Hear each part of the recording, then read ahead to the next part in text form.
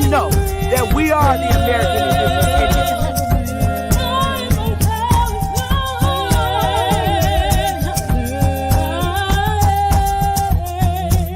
Indians. Copper color Indians, baby.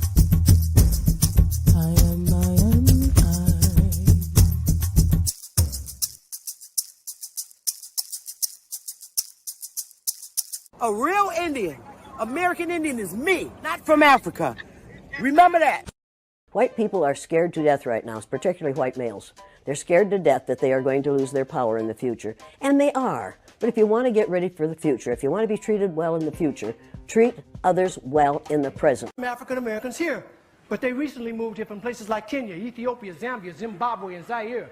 But now the brother whose family's lived in this country for generations, occupying space in all the locations, New York, Miami, LA, Detroit, Chicago, even if he's wearing a dashiki and sporting an afro. And if you go to Africa in search of your race, you'll find out quick, you're not an African American. You're just a black American in Africa taking up space. And we are not Africans. We are not African. Are you an African? I'm not no African. Nigga, you a lying motherfucker. Nigga talking about we African. You African, nigga. I ain't African.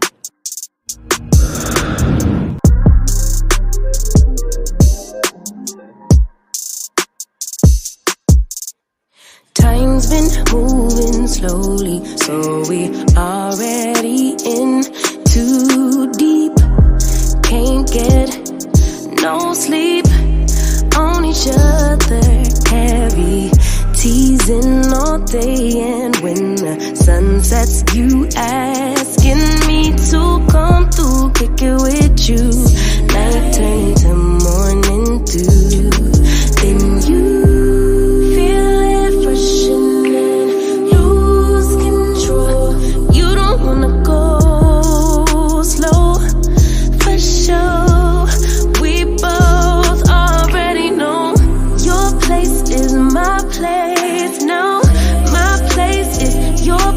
let's face it, baby, you know all the places. My place is your place, my place, your place, my place. Just face it, no one knows my places like you do. Your places like I do. My place like you do.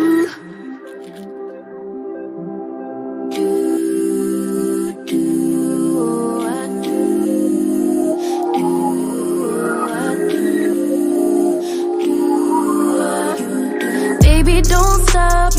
Got the key to the lock. We in our own zone.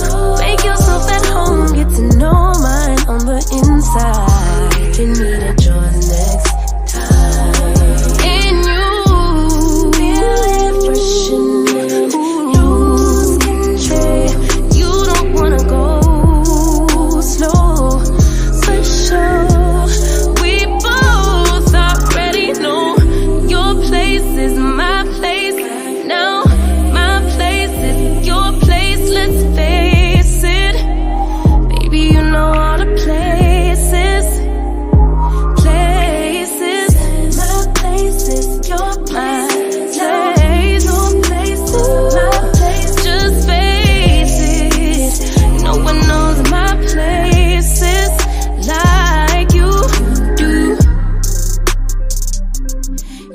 Places like I do.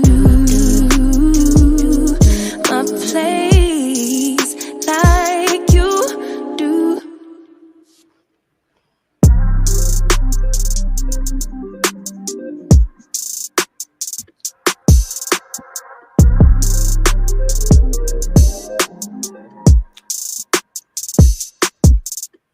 Time. Hey, hey, what's good? What is that you put in the back of the chat? What is that? That's Bill Cosby exposing the education system and everything therein. Oh, it stunned me. I was hoping you came on because I seen this. I was like, and this is from '68. Yeah, but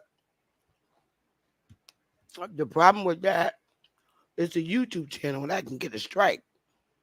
I just wanted you to go see it for yourself when you get a chance. Oh, I will watch that. Yeah, it's that it hurt me. That hurt me. Hey, let me yell out to my chat. Hey, y'all. Juice, Bronx Flat Power, Richard. Hey, now. I just decided to come on, bro, because it's quiet as hell. I guess brothers is tired. It's quiet as hell in YouTube. What's up with that? Hmm? Hypnotized by the sports. Oh. Mm. Yeah, Juice. You can't be coming up here showing your pee-pee. No, sir. Divine sign. So I said, well, let me just go on and do like a little nighttime smoke because I never come on this late. Rarely. Once in a while. And I just said, you know what? Let's just do open smoke tonight. Talk about anything. Anything. Big Willie sleep. He ain't waking up. So I said, you know what? Let's just let people free flow. Flat motherfucking power. You got that right.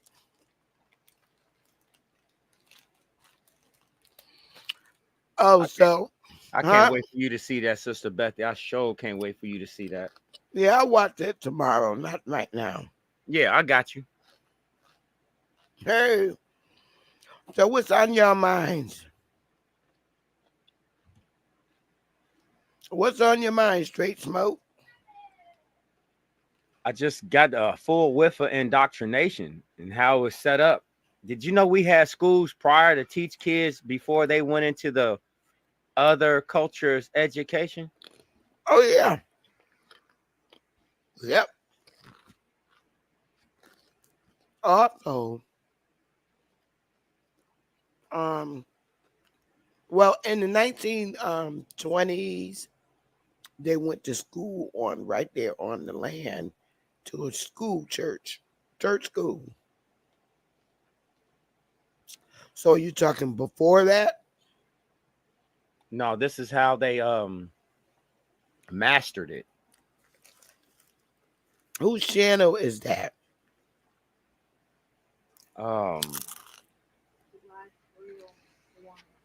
Black Real One. Oh, I don't want it. Will I get a strike or a copyright?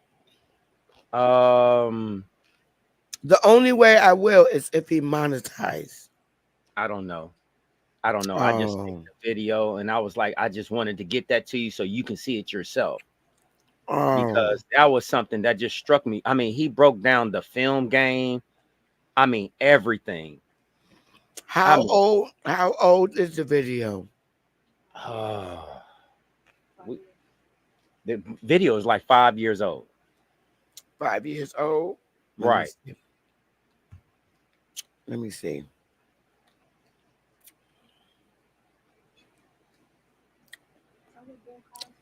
Oh, this is from 1968. Yeah. Hold on. Jeez, it's an hour long. Yeah, that's why I just wanted you to see it for yourself because it's some gems he dropped in there. I see why they didn't want him to buy NBC.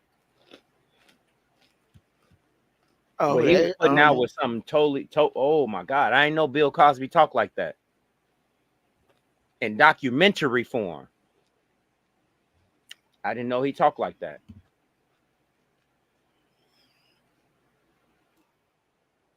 Oh, this person does monetize. Let me see. Does she monetize? Real Black One.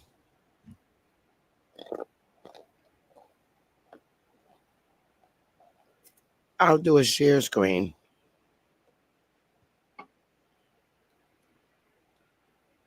Hang on. Okay.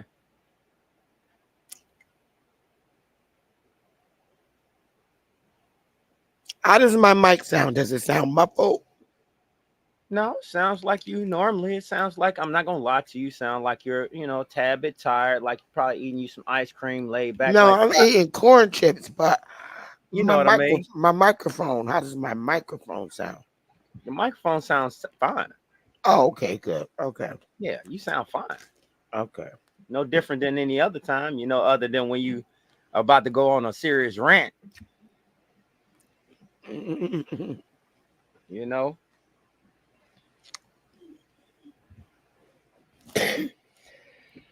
Excuse me. Here we go. I'll blow it up a little bit. Fair use. Reminder we need to have ability, nobility, and a sense of honor that are very fine indeed. Whoop, boom. With a heart such as yours, you can hope any good. You can go out and do anything. You could be King Charlie Brown. You could be king. Great, very good. All right, we'll go to lunch now, and this afternoon we'll continue with our meeting.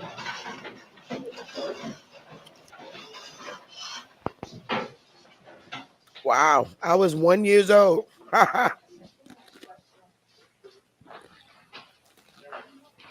This was hard to me. No, I could never fit in that.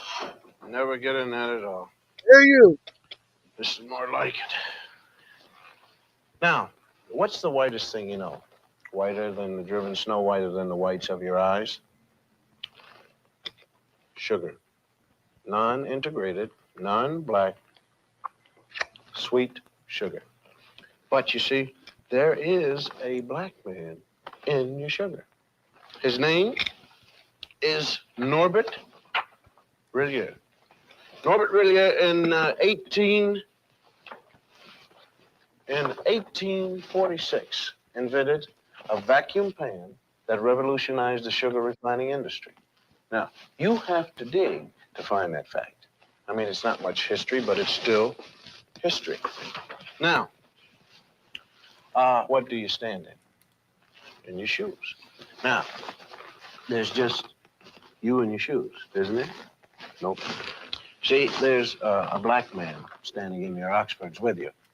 Sharing your soul and your heel is a man, his name is Jan Ernst Metzelger. And in 1863, this is a drawing by the kids, Metzelger invented the machine that made mass-produced shoes possible. Now, you have to dig around for that fact, too. And again, it's not much history, but it's history.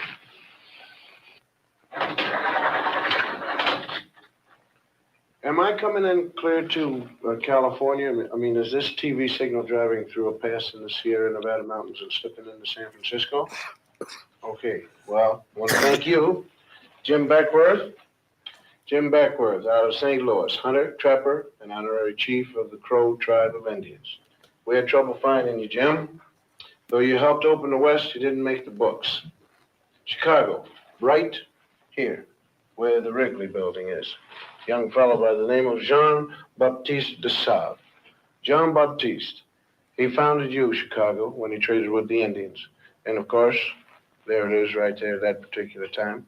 It was called Chicago or Stinking Onion by the Indians. And de Save, he didn't even change the name at all. Now you take the Lewis and Clark expedition here, right in there.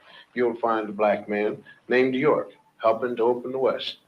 Those men are trying to wash the black out of York. That's what you might call historically significant because a lot of people think we ought to wash white, but we ain't gonna, you see. Texas, coming to you, Texas, right down the Chisholm Trail, right here. Right down there with 5,000 black cowboys who never made it to the Hollywood Western. Did you know that? Huh? Fair use. In the same group, there was one black outlaw. His name was Deadwood Dick, who claimed his soul brothers were Bat Masterson, Billy the Kid, and Jesse James. Deadwood Dick used to ride into the saloon, order 2 drinks, one for himself and one for his horse. And here's his horse drinking a shot of red eye with a straw. And how about the 186,000 blacks who fought on the Union side during the Civil War? 38,000 died. How about Teddy Roosevelt's charge up San Juan Hill? It wasn't just the Rough Riders who made it. 4 black regiments went right up with Teddy. They didn't get lost going up the hill.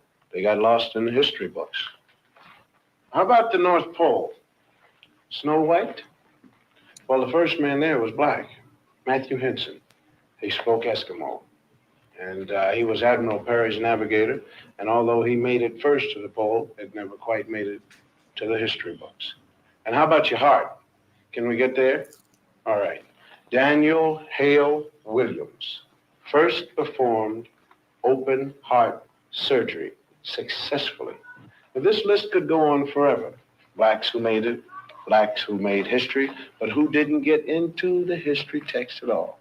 And the strange thing is how little there is about us in the textbooks. Napoleon once said history is a fable agreed upon, and the fable agreed upon up to now is that American history is white on white. But sometimes we did get into the history books. All wrong. Now you take this one. The Growth of the American Republic, 1942 edition. Samuel Eliot Morrison, Henry Steele Commager. Quote, as for. This has to do with slavery. As for Sambo, Professor Morrison. Sambo, Professor Commager. As for Sambo, whose wrongs moved the abolitionists to wrath and tears, there is some reason to believe that he suffered less than any other class in the South from its peculiar institution. Peculiar institution means slavery. Although brought to America by force, the incurably optimistic Negro soon became attached to the country and devoted to his white folks. Unquote. Those lines were written by 2 Pulitzer. Yes, we can hear it. We can hear it. Northern professors. Flag on the play.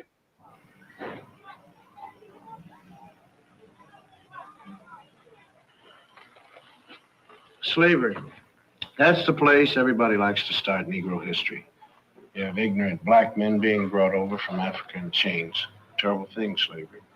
But this way slavery is taught, it sort of takes the sting out of it. Because the way it's usually taught, people think that we Afro-Americans started with nothing but little grass skirts like the kids in the Tarzan movies. And though America gave us slavery, America kindly gave us religion and a lick or two of education. And when we get more jobs and more education, then up from slavery.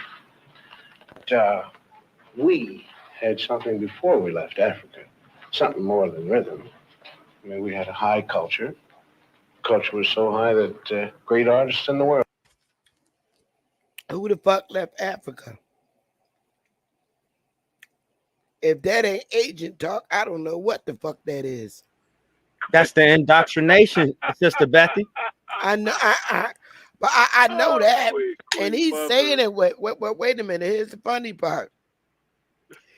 On your pictures, you're showing all black people that the little kids drew, and they got the color of the white man right. All the Indians and Eskimo they was showing was black people. So, at what point did the slave ships pull in, bruh? Exactly. He's telling this story with great disappointment. Yes, that's what I'm saying. You got to realize Bill Cosby is still an actor, but he's pointing out one thing: the indoctrination process. And I'm like, well, wait a minute. The little kids made all the Indians black. Have you noticed that? All the Indians, even the fucking Eskimo.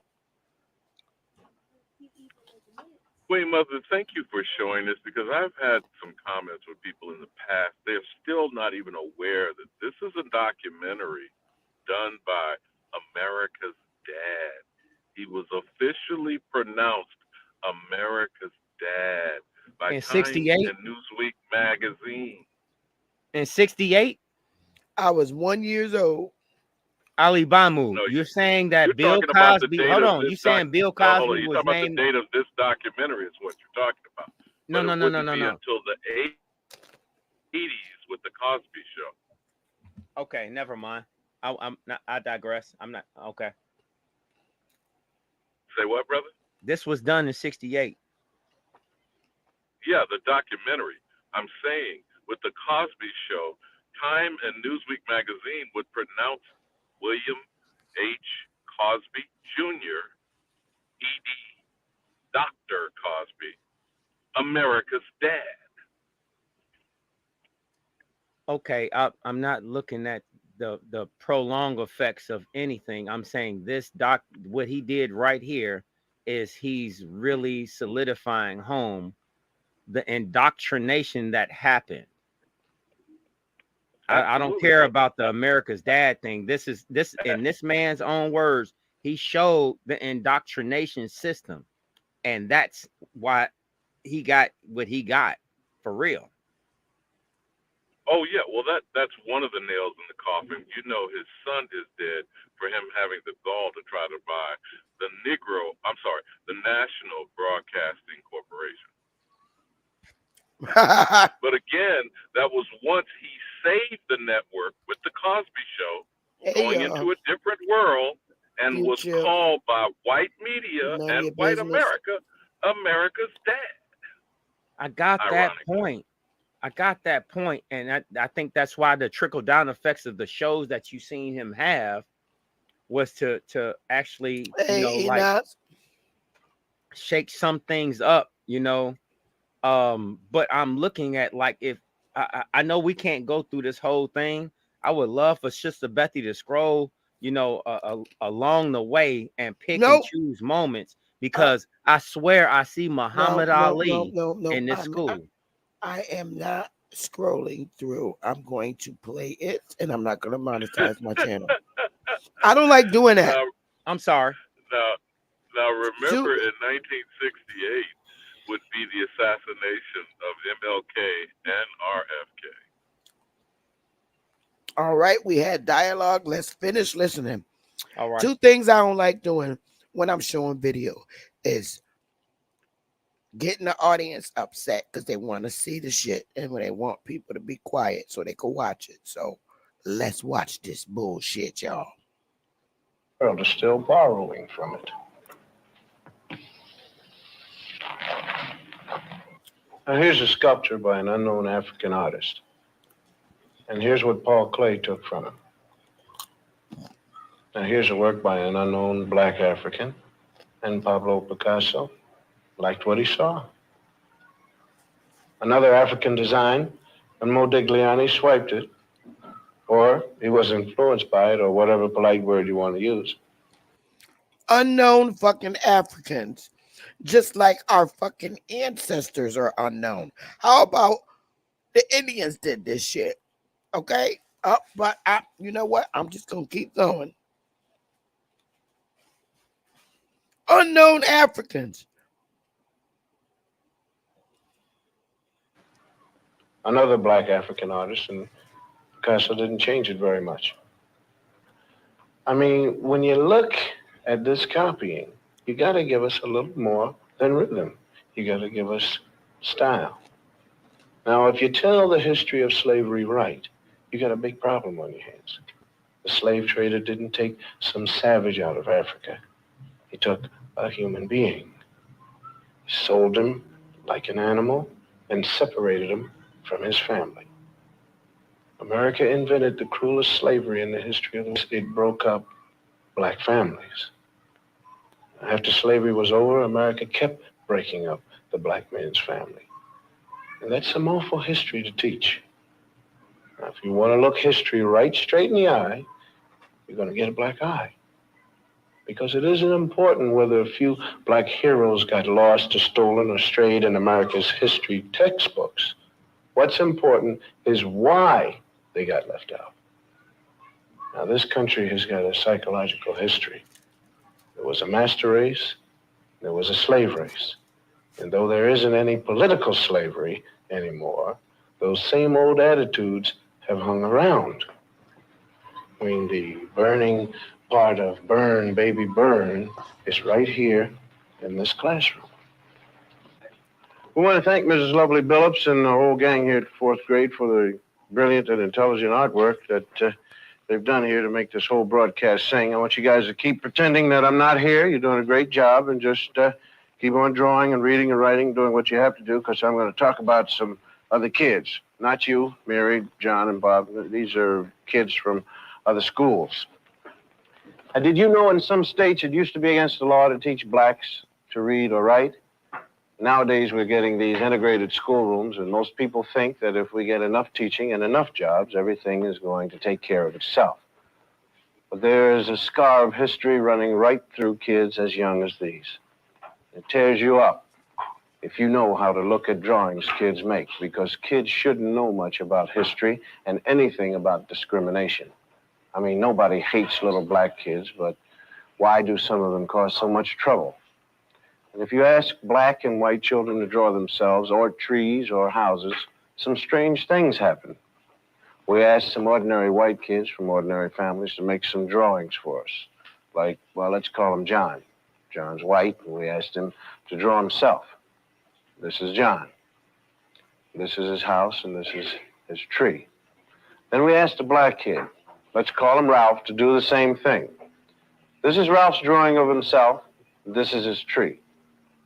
Now, why should two kids of the same age draw so differently? Enter the expert. This is Dr. Emmanuel Hammer, psychiatrist specializing in children's therapy. Well, let me illustrate it for you. Let's take these drawings. No matter what a child draws, he's really picturing himself. Ask a secure child to draw a tree, and he's likely to draw a bountiful, spreading tree.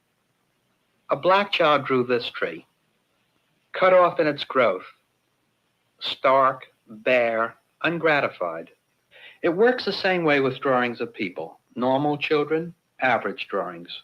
The mood is happy, the child feels capable, the drawings are complete, and the arms are developed to emphasize strength. These children were old enough to draw complete figures. The significant fact is what they left out: arms, hands. A child may sense that a situation in life is so powerless that he himself is equivalent to an armless man. My own study reveals that armless people appear 3 times more frequently in the drawings by black children than those by white. The faceless beings suggest that these youngsters not only feel themselves to be less than they might be, they don't even feel themselves to be. The black child who is forced to live in a hostile world may disappear in self-defense. He drifts through life feeling like a shadow. He stops caring, and he stops trying. A child who has this on his mind cannot be a child. A child who has this on his mind could want to burn down cities when he gets older. The whole confusion was summed up by a black 9-year-old in these 2 paintings. This is a 9-year-old boy draws a white man, Robin Hood, maybe. And this is how the same boy draws himself. And this is the consequence of deformed history. Linda, close the curtains. Brian, lower the screen. Bonnie, lights, please. In the past 50 years, 33,000 feature films have... Okay, hold the fuck up. How is this white guy, and I'm not being racist, literally gonna sit down and articulate a little black kid's picture with a whole fucking story? Because maybe the kid didn't know how to fucking draw arms. Or don't you think it thinking or looking into it too hard? Number one, the kid's poor. No one really sits down to teach him how to draw and to put arms on. But instead, you're going to articulate a story of why you think the little black kid didn't put arms on the goddamn body. If that's the case, then if that's the case, that the little black kid didn't draw arms because what the white guy said, then that little fucking black kid is a genius and thinking beyond his age to add arms to the fucking body. Get the fuck out of here. Don't apply your fucking psychology to my kids. Have been made in the United States, and about 6,000 of them have had parts for black actors. For the most part, the black portraits have been drawn Here we by go. white writers, white producers, and white directors for a white audience. Most black parts were the way white Americans wanted them to be. The black male was consistently shown as nobody, nothing. He had no qualities that could be admired by any man, or more particularly, any woman. When the sun goes down, the tide goes down, the dark gather round and they all begin to shout, hey, hey, Uncle Dudley. White people didn't like to think much about them, sort of like a relative you got in a rest home. Oh, I wish Isness was here so she could see the type of dancing that the Indian agent, the agent for the Indian in Oklahoma didn't like our dancing. But let's keep going. How they reported to the governor that all our dancing needs to stop. Ha, ha, ha, ha. Here we go. We happy darkies, dancing and singing was all they wanted to hear about. Being good Christians, the whites out front liked to think the blacks out back were kind of happy.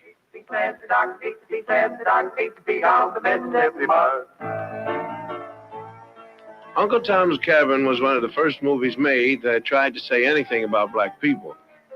Uncle Tom was changed a little each time it was put on the stage, and all the parts were played by white actors. And by the time they made a movie of it in 1903, Uncle Tom was just the white man's idea of a good nigger. You might say he was what H. Rap Brown ate. They made this picture 5 times. And by the time they finished with it, Mickey Rooney could have played Uncle Tom.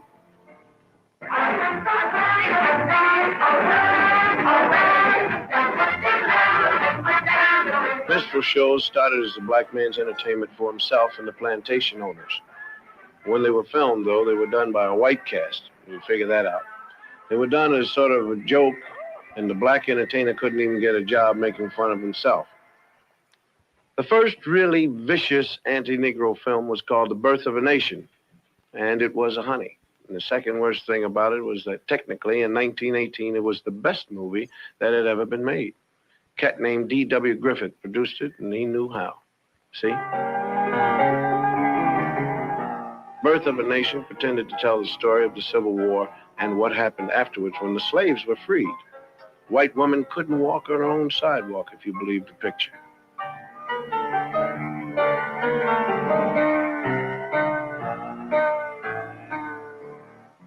In the South, Negroes got the right to vote, and the movie showed black vote collectors refusing to accept white votes, and black people sneaking in extra votes. And if these black bad guys don't look very bad to you, it's probably because they were white actors wearing burnt cork. Negro legislators took over in the South, and in the film they were made to look like apes. And this was the movie version of how it looked in the Southern state legislature. They drank whiskey, they ate chicken with their hands in the State House, and they put their feet up on the table with the shoes off. And of course, they passed all sorts of crazy laws according to the film, like anybody could marry anybody they wanted to. It was obvious to anyone who saw this picture that Negroes weren't fit to govern themselves or anyone else because they really weren't people. This film is 50 years old, and it may look silly and out of date now, but it didn't look silly when it was made and seen. Several million Americans who saw it were propagandized to believe that this is the way things would be if they weren't careful. So they've been pretty careful. Colonel Cameron, a former officer in the Confederate Army, is all upset over the way Northerners and the freed slaves are changing his South, taking the mint julep right out of his mouth. So he takes a walk one day while he's worrying about it, and he sees 2 white kids playing, and then 4 black kids come along. Being hardly human and naturally afraid of ghosts, the black kids run. Colonel Cameron sees the whole scene, gets his great idea, and with this, that great white all-American organization, the KKK, was born. The cavalry and the bedsheeters come to the rescue. The South is saved. In this picture, the Ku Klux Klan was the good boy who saved the South. Most Hollywood films, though, even the early ones, weren't really nasty. Nobody was sitting around saying, hey, let's take care of the niggers. What producers were doing was making money.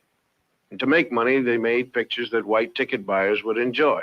They showed Negroes the way most Americans like to think of them. To blame Hollywood is like throwing a rock at the mirror because you don't like what you see in it. Burt Williams was one of the great vaudeville performers. He couldn't get parts in white pictures, so he made a lot of short comedies. He played the part most Americans consider typical Negro. He wasn't bad, really, just lazy, stupid, and happy the way he was. And his feet hurt. And his Afraid feet of hurt. most everything. And when he was scared, he shook and his teeth chattered. Unlike a scared white man, the black man's eyes could pop out of his head. When he was scared, he was so scared he couldn't talk. And he was also so scared he couldn't run.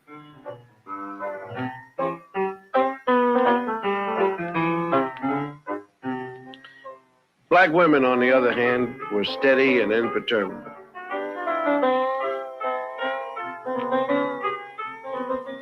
They stood like a rock on the face of things that scared black men.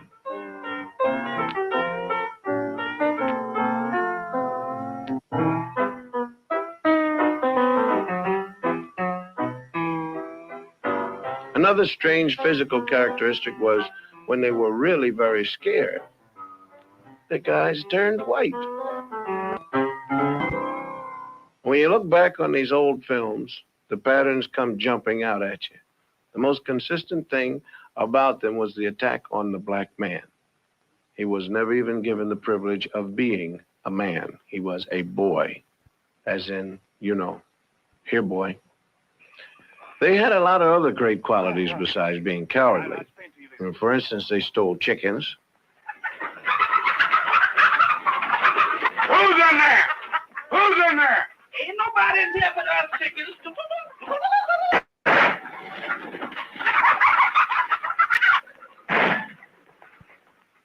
They shot craps. Dice, your papa talking to you now, Dice. Come on. Just hit it one more time.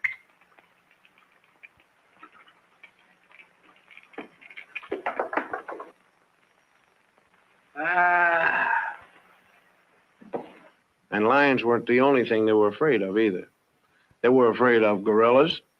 Wonderful. Is that you next to me? Wonderful. Is that you next? Now, come on, Wonderful. Now, don't start on. Come on, tell me the truth. Is that you next to me? Wonderful, please say yes, that's you.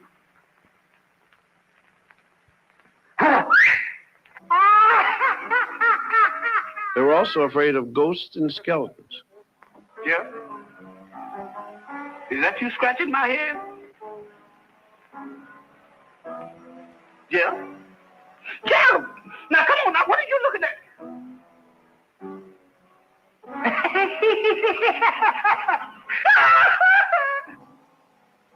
What's your hurry, boys? Even when they were little boys, they had these characteristics. Farina in our gang was the boy.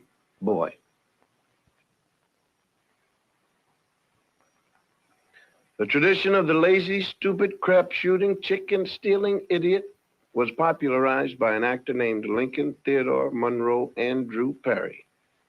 Cat made $2 million in 5 years in the middle 30s, and everyone who ever saw a movie laughed at Steppin' Fetchit. Come out, wherever you is, wherever you be, wherever you do. Come out, wherever you am. How's the government looking for you? Where you going, stranger? You scare somebody stiff like that. I'm looking for hillbillies as you were. I ain't saying I am and I ain't saying I ain't. Well, that's close enough for me, because I'm tired of walking myself. The government told me I got to bring in a hillbilly, so you come go with me to Washington. I ain't a going. That's the color of another horse. But I tell you, you don't go for me. We go for the Navy. No! I go for the Navy. Well, I tell you, go for the Army? No, I won't go for the Army. No, I won't go for Texas. It's too bad he was as good at it as he was.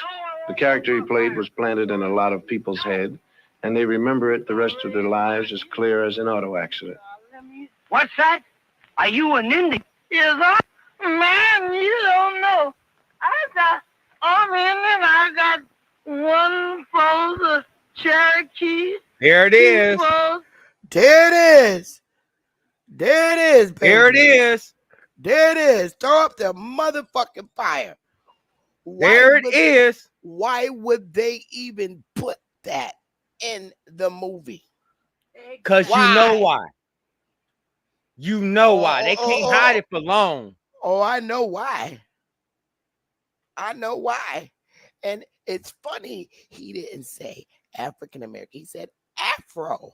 Afro, like the Afro he's rocking. Yep. There it is, baby. That's why Sister Beth. He was so disappointed. He was so disappointed telling this story, man. I see the pain in his face. They were literally forced to do this shit, man. Could you imagine him having to narrate what a hunky wrote? Excuse me. Could you imagine him narrating what somebody wrote for him because of what he wanted to produce? Correct. And this is so heartbreaking, but you know, it's okay because it's giving the X generation, Y, Z, millennials, you know, and going forward, a feeling of what it was like for Nana and great Nana. Now they're learning what they actually went through. They had to lie about who they were and replace it with an African story. But let's keep going. Seminole, and I got 4/5 Hiawatha. Wait a minute. Hiawatha was a woman. I can't help it. I got 4/5 of them. He played in movies with other actors who were as American as Mom's Raspberry Jam. There it is, If baby. they accepted the stereotype, how wrong could it be? Judge Rickman, can I see you some, please? Well, I'm pretty busy. Yes, but I just want to ask if you cared about it. Hear about what? About over at my house, night before last. Oh, another baby? Yes, you sure guessed it, you heard. What's his name? Oh, we call him L.R. Elias Rigby Livingston. Oh, named him after me, did you? Yes, Elias Rigby. I told my wife, Ethel, I said, And now you know how we got a lot of these surnames. Some of our ancestors liked the people they worked for, and they literally named the child after them. But it's some bullshit. Y'all know that. Let's go. honey, I know Judge sure gonna be gratified. Well, of course, yes, I appreciate the honor. Yes, sir. That's a compliment, and I ought to do something for it. Yes, sir. That's what I thought. You come over to my place tomorrow, and I'll give you a job. Yeah. Rake and lead. I asked him for All-American Little Shirley Temple played a lot of parts that involved her with black my Aunt actors. Viola. She was always real nice to them. Oh, James Henry, you always do it wrong. This is an imitation Step and Fetch It named Willie.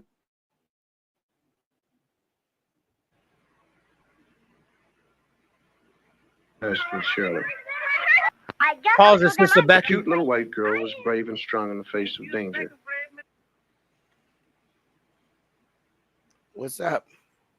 Did you see the hats of everyone that she was around? Let me go back. Just a couple seconds. Right before that, look at the hats of everybody that she's around. Look at that. There it is. Ku Klux Klan. There it is. There it is.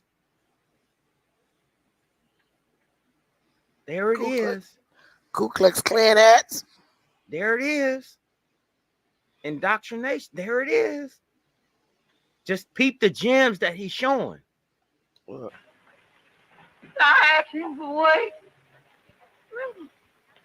All-American Little Shirley Temple played a lot of parts that involved her with black actors. She was always real nice to them. Oh, James Henry, you always do it wrong. This is an imitation Step and Fetch It named Willie Best and Shirley. Come on, Miss Virgie. I just won't budge. I'll show them I'm The not. cute little white girl was brave and strong in the face of danger. And the big black man was stupid and cowardly. What are you afraid of them for? Oh, honey child, them Yankees is mighty powerful. They can even change the weather. Yes? Whenever they come around, I never know whether it's winter or summer. I'm shivering and sweating at the same time. James Henry, serve these cookies to Master Harold and wipe his chin. Yes, ma'am, Miss Bird. She was good to them and they were good to her. Sort of a master and pet relationship. How would you like to see Uncle Billy dance? Oh. All right, James Henry, let them go in, son.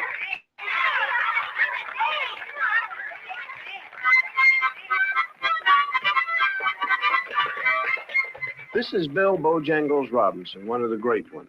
But if he wanted to work and dance, he had to come into a picture through Sarah the servants' Kelly. entrance. I liked Shirley Temple when I was little.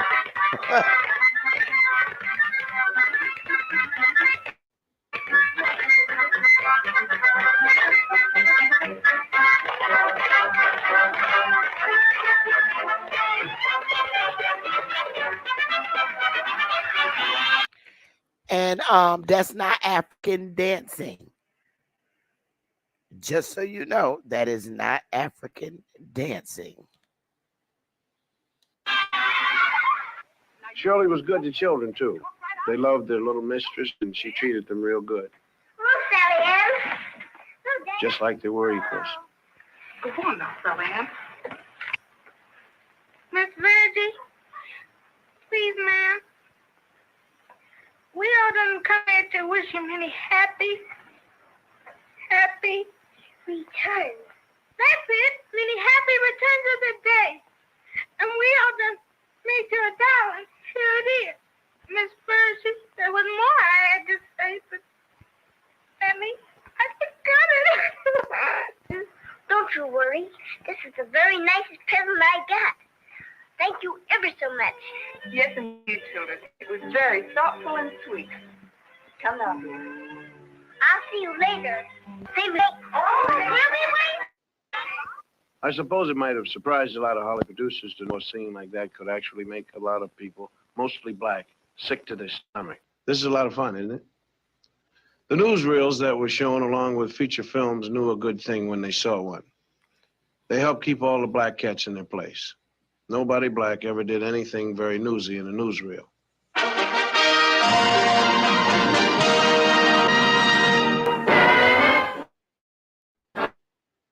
They did things like eat watermelon in watermelon eating contests.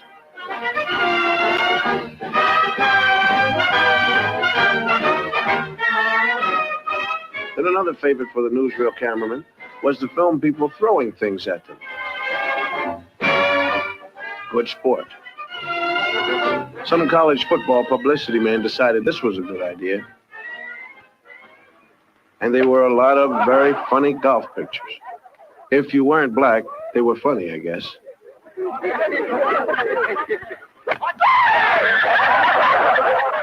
down.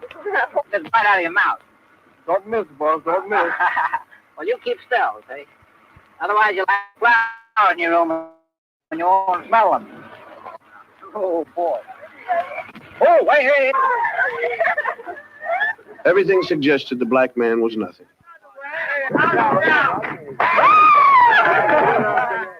Hollywood adopted a sort of British attitude toward black natives of other countries. They were always sneaking around the bushes, carrying stuff on their head.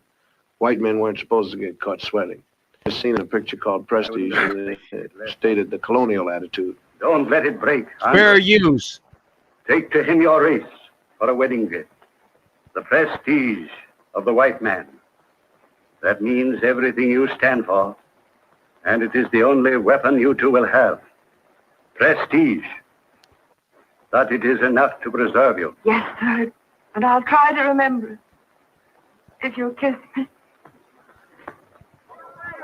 Even though most non-white natives of any place were savages in films, it often pleased white producers to endow a few chosen blacks with the virtue of great loyalty to him, the white man. Here's one defending Anne Harding to the death. There was always one loyal and true black man who would do anything for his master.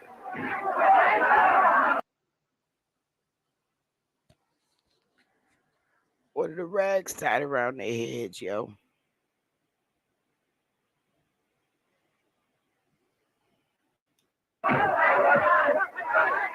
Some of them were wonderful people. You know, if you really get a good one. Mostly, though, Negroes were not heroes. They were a bit part servants, railroad porters. Watch your step. Watch your step, sir. Now, this is your destination, folks. They made very good chauffeurs. Looked good in their caps. Good morning, Colonel, sir. And they were great at serving all kinds of drinks. That coffee of yours stays with you like poor relation. What's that you got there, Libby? Just sassafras tea. Wherever there was a thirsty master, there were they also.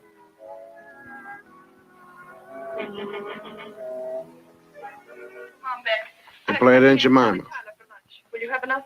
I don't know if I can stretch one small chicken, but as long as the water's running, we'll have soup enough. Lottie, will you take Kay upstairs and wash all that goo off her face and give her a good... And one question they never answered. When the Negro woman was taking care of the white woman's kids, who was taking care of hers? They did all kinds of odd jobs around the picture, like walking horses. When they weren't walking horses, they were out back playing craps, of course. Recreation. They met people at the station for their masters. Is you folks, We come all the way from Ireland. Mr. Milford's expecting us. Mr. Milford. Yes'm. Yes'm, you is which I'm looking for. I'm Mr. Milford's boy. His boy, you say? Yes, sir. Murphy's the name, sir. Did you say Murphy? Yes, Mrs. Murphy. They calls me Walking Murphy. Walking Murphy? Yes, sir. Most of us Murphys down here just sit. I walk. They make wonderful servants, all kinds in pictures. Dumb but loyal. Yeah. Jack, isn't this a beautiful night? I just love parties, don't you? I beg your pardon? Thank you kindly. Yes? Hello? Oh, this is the Baragon residence.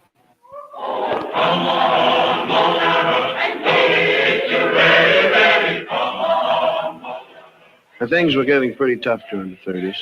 And the good thing for a lot of black actors was that they made a movie called The Green Pastures with, like they say, a cast of thousands. It gave a lot of people work, but it had all the old stereotyped characters. It was clever and funny and all black. But it was a white man's picture. I'm the Indian. Henry, you sure? sure got the pretty... Indian baby.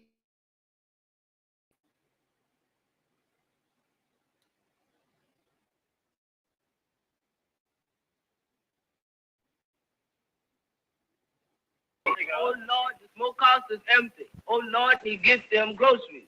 Oh, Lord, let me see that Lucy. Where? Come on, you gonna feed me or not? Hey!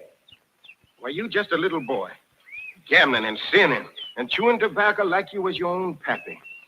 And you've been drinking Sonny Kick Mammy wine, too. You gamblers ought to be ashamed of yourself leading this boy to sin. Well, he's the best crapshoot in town. You find my mammy, do more than I can. While Hollywood was turning out films, radio came along and decided to get in on it, too. Two white fellows from Chicago invented two black characters they named Amos and Andy. They played their parts on the radio for 30 years. This is them doing their bit. Well, Brother Crawford looks pretty good since he's been here, Tom. Seems, don't he? Yeah, looks like his wife done beat him. When radio moved over to let television in, Amos and Andy went with it. These two white cats couldn't play Amos and Andy where you could see them, so what they did was they had a black cast. Cast was different, but the stereotypes were the ones that the white people had come to know and love. They were shady characters with money. Well, I got the books right here, and they're open to each and every brother complete inspection. Get your hands off of that thing there. So you want to see the financial books, huh? Yeah. Well, there it is. There it is. You done see them. They were still slow and lazy. Are you sure they are not here? Oh, yes. They told me so themselves. Have them report to our office right away. I sure tell them, all right. I got it. They had trouble with the English language. Misused words a lot. And Mr. Brown, my new secretary here, ain't gonna have no time for no extracurricular activities. And I'm telling you now, as long as you have that secretary in your office, I'm going to work as a secretary myself. Oh, give me an ultimatum, huh? I'm putting my foot down. They had trouble with women. And it was always the women who were dominant. Come on, Herman. Mostly black actors aren't playing the old stereotypes anymore. There are people who say they're playing a new stereotype. Sidney Poitier is always helping some little old ladies across the street, whether they want to go or not. Black people in this country got a bum deal for a long while, and it won't hurt much if we see a little of that now and then. Stanley Kramer has let us use some scenes from Guess Who's Coming to Dinner. You look at these and remember Birth of a Nation. This is the opening scene when Catherine Hutton is bringing Sidney home for the first time. This is Dr. Prentice. John, Miss Matilda Binks. Pleased to meet you, Miss Banks. I've certainly heard a great deal about you. Katharine Hepburn and Spencer Tracy are the girl's parents. God, he's right. She's 23 years old, and the way she is just exactly the way we brought her up to be. We answered her questions. She listened to our answers. We told her it was wrong to believe that the white people were somehow essentially superior to the black people, or the brown or the red or the yellow ones, for that matter. People who thought that way were wrong to think that way. Sometimes hateful, usually stupid, but always, always wrong. That's what we said. And when we said it, we did not add, but don't ever fall in love with a colored man. Sidney tells it like it is to his old man. You and your whole lousy generation believes the way it was for you is the way it's got to be. And not until your whole generation has lain down and died will the dead weight of you be off our backs. You understand? You've got to get off my back.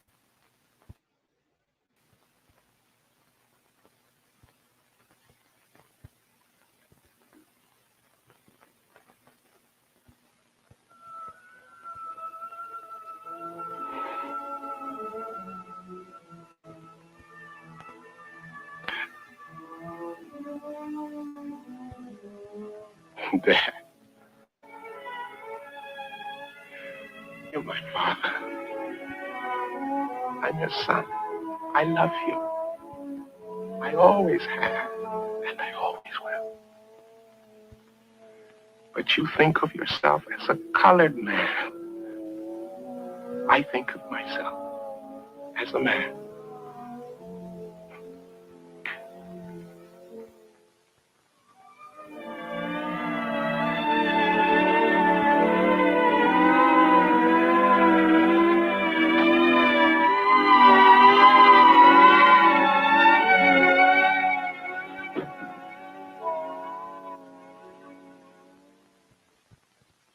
By the time the world of movies and the world of education get into the streets of Black America, some strange things happen. Because what history and the movies have told the black man is that he's nobody unless he joins the white world. The white world only comes into the black ghetto by messenger. The message used to read, black is nothing, white is beautiful. For this reason, a lot of black people have spent their lives trying to be white. For instance, hair. Some people still call straight hair good hair because it looks like white hair. Kinky hair is bad hair. The man on the right is having his hair cut naturally. The man on the left is having a process. What the barber is doing is applying harsh chemicals to his head so he'll have straight hair, like all those movie stars have. It's a painful, long job that costs about $6 and has to be looked after every couple of weeks. These days, many young black men find the whole process demeaning. It's going out of fashion, even in the ghetto. It takes pain to become like a white man, and more pain when you know you can't make it.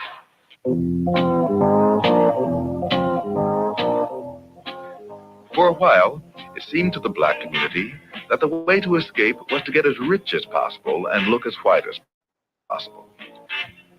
And as affluence came to some black people, all the lessons of history and all the lessons of the movie seemed to be succeed on the white man's terms. So, the middle-class Negro took the white man's dreams and tried to make them his.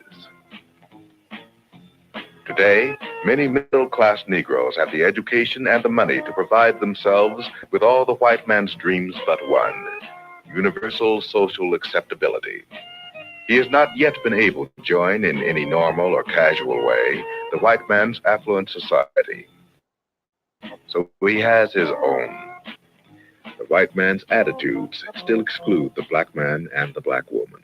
There's a fallacy in this country that says that any man by his merits can make it. That is not true. Do not believe that. It is not true. Because any man in the society cannot make it.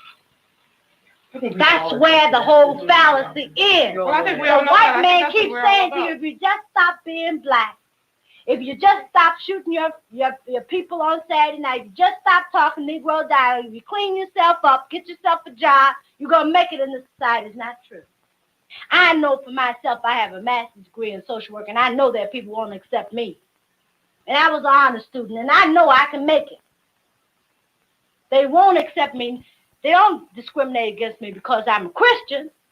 They're discriminating against me because I'm black. The message down here is coming in stronger. It's be yourself, be black. The new generation of black young Americans is asserting itself in a new and possibly disturbing way. Many black Americans are giving up on American society. If you can't wash white, even if you have the money, if you can't wash white because you are basically black, what you do is react, sometimes radically. Here is a measure of the reaction to white is beautiful. This is a storefront school in Philadelphia. The children are being given a black preparation before they enter the city's schools. They're not especially gifted children, they're just from the neighborhood. One black man named John Churchville put it all in finance. Right? You understand that? Yeah. All right. A number is a concept of quantity or an amount. That is wrong. No! No! A number is a concept of quantity or an amount. That is dead wrong. He's not only teaching new math to children whose ages range from 17 months to 5 years, he's decided to give them the emotional armor they need to protect themselves against the education they're sure to receive when they start kindergarten. Anybody tells you something wrong, are you going to do it? No! All right. What do you want, Janelle? I want freedom. When do you want it? I want my freedom now. No, you have to wait till next week, Janelle. You can't have it now. How can you wait till next week? Yeah. Okay. Sit down. All right, young man, stand up. When do you want your freedom, young man? I want freedom now. You can wait till next week, though, can't you? No. Michael, you'll just have to wait till next week. You can't have it now. Are you willing to wait till next week? No.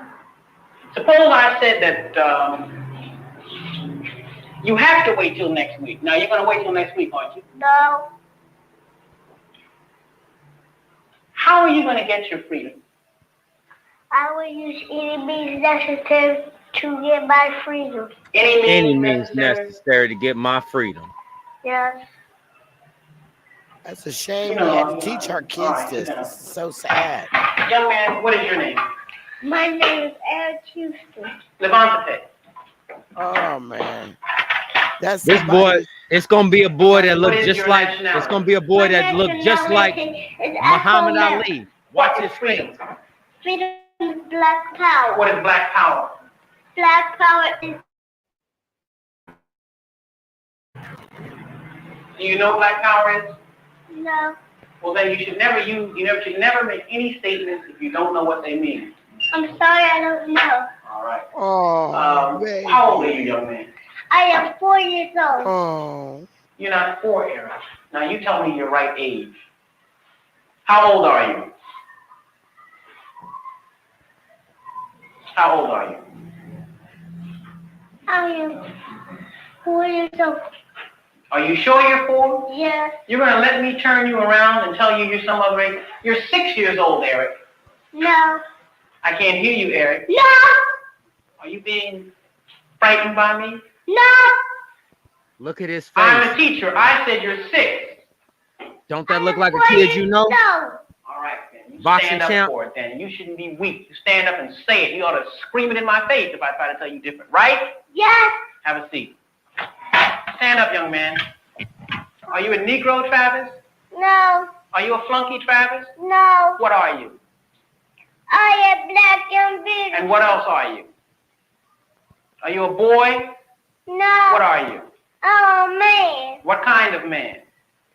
Black and beautiful man. Or what kind? Are you an old man or a young man? Young man. Very good. Very good. Are you going to let somebody just make you a boy? No. All right. Suppose I tell you something wrong, Travis. Are you going to do it? Yes. You're going to do something if I tell you when it's wrong? No. Have a seat, young man. Eric.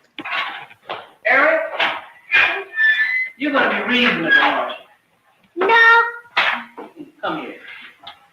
Look at him. Look at him. Here you are. Fine young man, right? Yes. Are you going to be scared of me? No. Are you going to be scared of some president of the United States? No. Some mayor? No. Some policeman? No. All right. You're a Negro. Yes! You're a Negro, Eric. No. Somebody pass me my stick. I said you're a Negro, boy. No. He's so You're getting cute. mighty soft. You're a That's Negro. Ali. No. Very good. All right, sit down. Muhammad That's Ali. You, young man, you come here.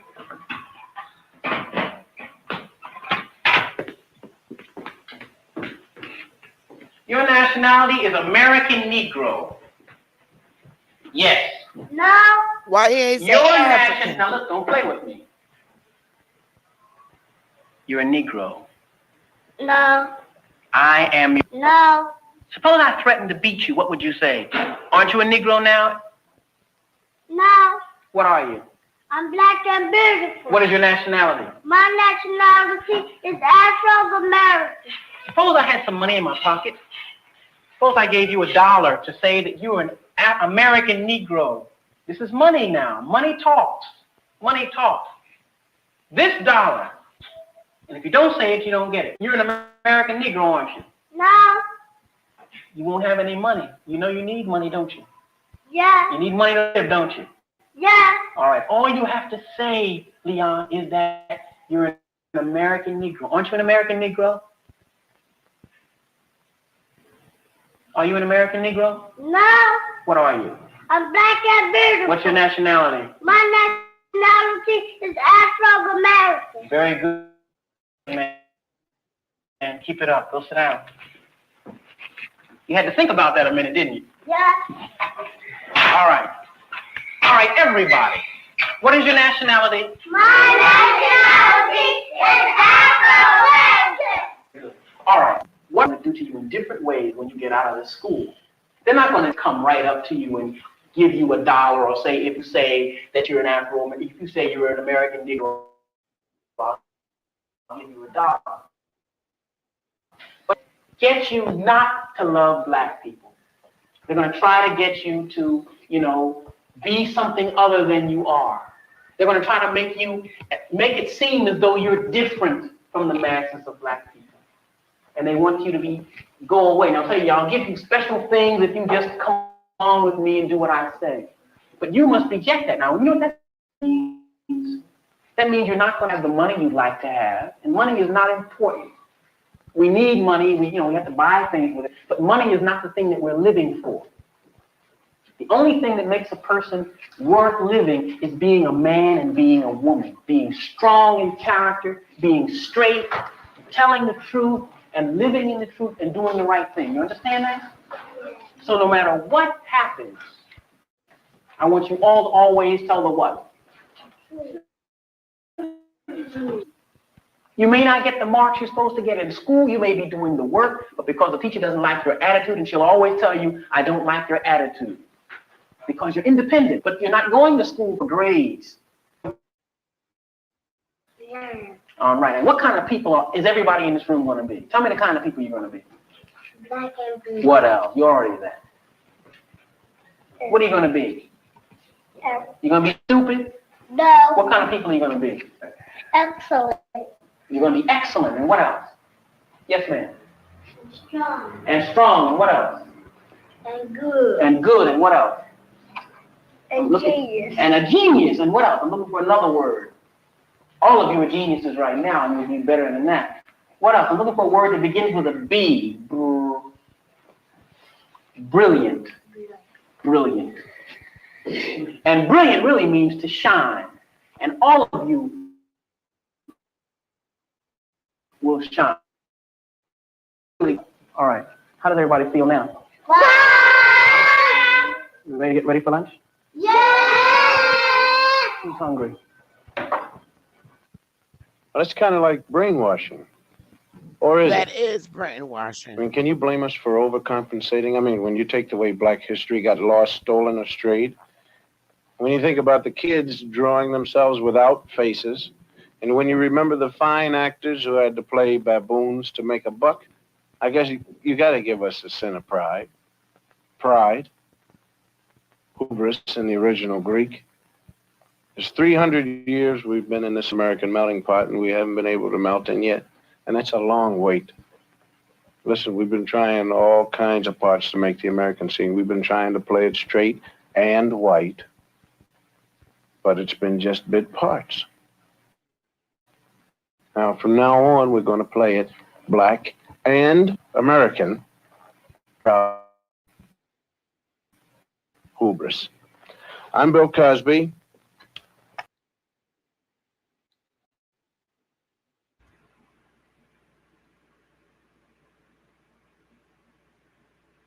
What you think, Sister Bethy? I remember this is very helpful. And I remember when Dane showed the one part in one of his videos. Here's the video in the chat, everybody.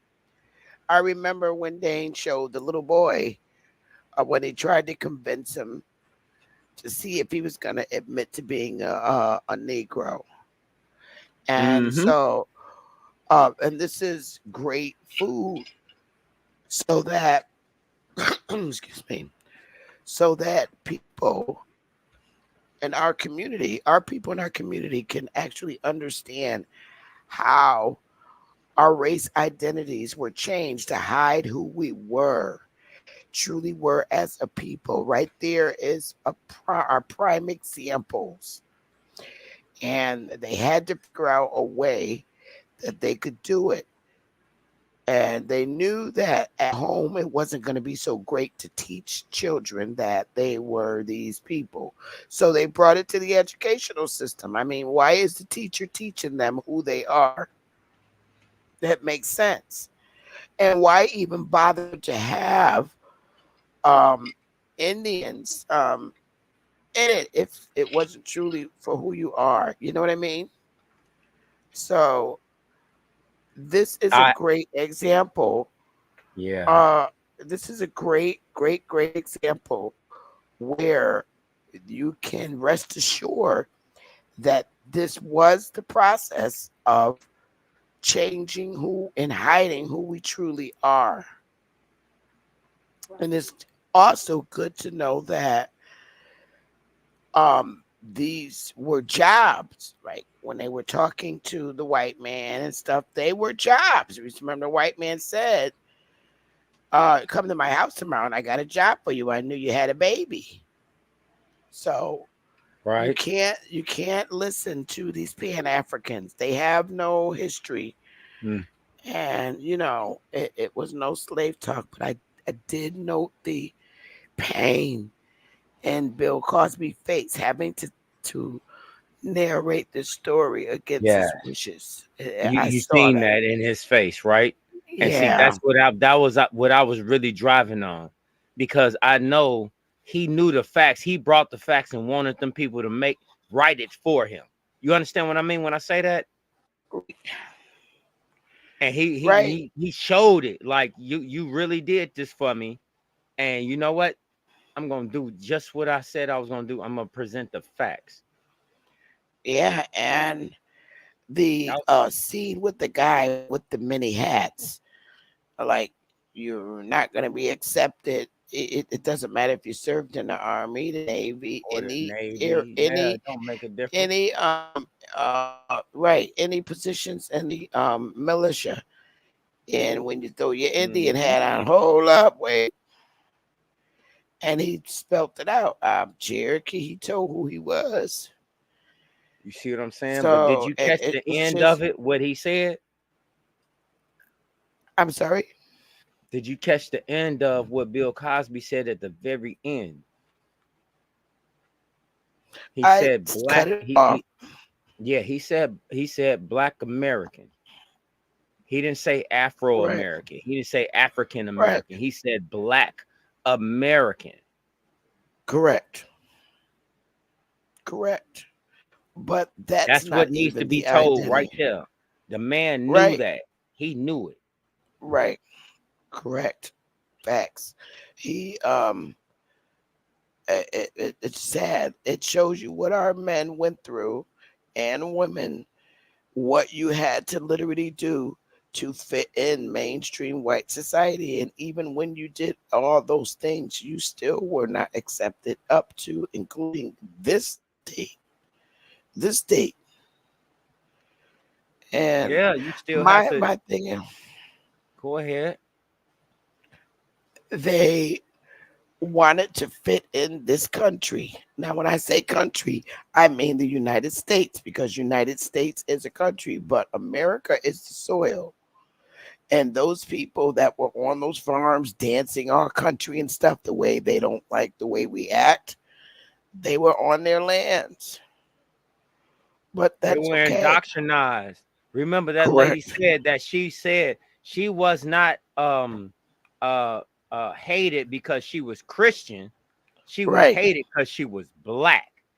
Correct. Not because she was Christian, because Right. she was black. Correct. You got to remember, they did not You gotta want us remember in there. that. They didn't want us in their country that they established on our soil. They did not want the Indians in. And, you know, even in the church, they would fill out the applications for the Indians to get in church stuff. And Emma told him, look, I'll accept Christ, but I'm not giving up all my guys. I'm not never make for all my, you know. So it's a lot that our generations went through. Alabama must have went to sleep. He's probably tired. But this is a hard pill to swallow. But, you know, we just have to keep standing strong, because we still suffer these things today. Our men more so. And that's Our what made men me more go so. back to looking at our black people in certain time frames that had money and was on TV, and looking at the messaging that they was putting out. Okay? That's what made Yep. me put, seriously, Bill Cosby. For real, Bill Cosby. When have you Yeah. seen Bill Cosby talk like that since Fat Albert or something like that? You feel me? Yep. Let's be Yep. honest. Let's be honest. Let's be honest. Yeah. Yeah. I'm going to And get it. I'm going to get you're it. a lot of you that are watching are probably born between the late and mid 80s all the way up to my age, which is Generation X. But this movie was definitely a movie of the boomers, the baby boomers. This movie was in like 1968. So it's the boomer era. when they were adults. Boomer era. On the generations, the boomer, it wasn't Generation X yet. Generation X were like 1 and 2 year old babies. So what you watched there was the life of the boomer, and that transition into a new identity has been going on since the lost generation. 1880s, during Reconstruction, the loss of identity. Beginning in 1861 was the beginning of losing who you truly are, because they started instituting it in the schools. So think about it. It's been going on since 1861, Reconstruction. Okay, all the way up to now. It's all the way up to the millennials, which is 1988, when they gave the very last race identity, African American, which you shouldn't be checking those boxes off. But I digress. Smash the like button. You got it, Smoking Chris. How you doing, Chief Bethy? Hi, sweetheart. Long time no see. Well, I see you all the time. I watch you. Your videos be really long though, so I don't be watching the whole thing though.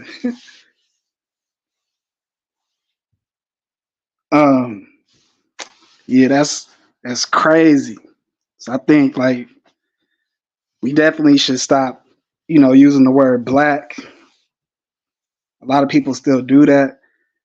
And sometimes it's a little confusing about what they're talking about. But like for the most part, I can understand what people are talking about, but they'll use the word black a lot. And I feel if you just, stop saying you're a black person, you're a black man, actually saying what you are, an Indian, like that's like really helping too.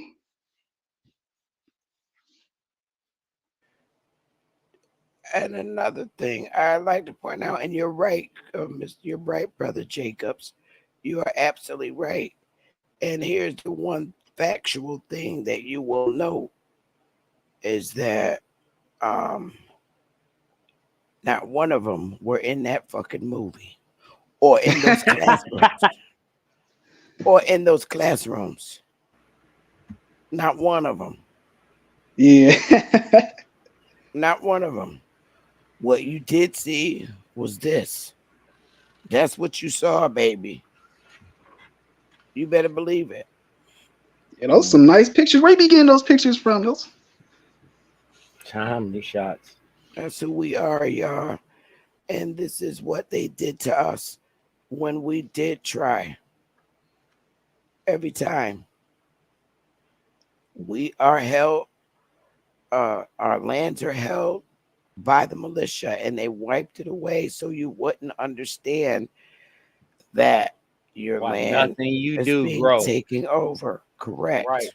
Why nothing you do grows. This is why. That's a fact. This is why. It's Yep. conditioned in your mind to believe that nothing you do can succeed, grow, or prosper. Why do you think That's you have all right. these problems in your life? It's just the indoctrination to make you disbelieve in you. So you, as one person, you a man, you won't have whatever you want to have. You'll always have doubt. As long as you have doubt, you have fear. As long as you have fear, you have inability. As long as you have any inability, you have weakness. I mean, it's a simple phrasing of everything. I got something to say real quick. I don't mean to cut you off, Smoke. You were saying some real good stuff. They be wanting us to be concerned about, Ukraine and what's happening in Israel, but stuff like this picture right here is happening over here. It's like, we can't be worried about other people, especially when we got this happening over here. Yeah, I can't imagine going through what the lost generation went through. This was what they went through over here. And if these are things that you publicly allowed to be hang up on poles, tree poles, and wire and buildings, these signs were hung up in our communities. And it goes to show you, okay, which is so mind-boggling to me when politicians get up and speak about the horrible things that one country in the Middle East is doing towards another. When you hold the key to abomination, look what you did to the Indians. These signs in our country, but you sit and you talk about what you did to the Middle East. You send them support and continue to do the same things you did here to us. You lied and said you're lying and saying that these guys are the guys that you made walk on the Trail of Tears, and you lied about that, when in fact it was us the whole time. None of these people were in our schools in the time that the Indians migrated to the inner cities. These dudes was not here.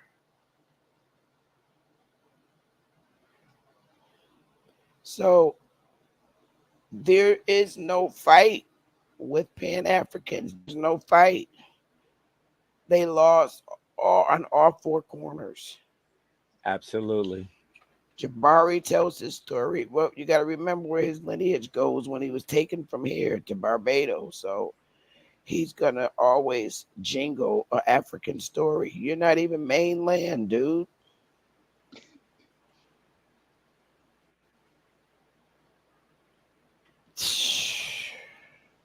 Very heartbreaking, but very helpful, because that's a great way of showing our boomers, our millennial babies, our Generation X babies, our Generation Y, our Generation Z babies get to see what their fourth and fifth grandmas went through. So now they know why their fourth and fifth generation grandmas raised their children to stay alive, because they had to. They were threatened. The Indians were threatened. As Indians, we were threatened to say that we were Indians, and that's why in that classroom they was practicing. You're not a Negro. You're a black man. You know, you gotta Exactly. you gotta do Yep. that shit. You gotta do got that to. shit.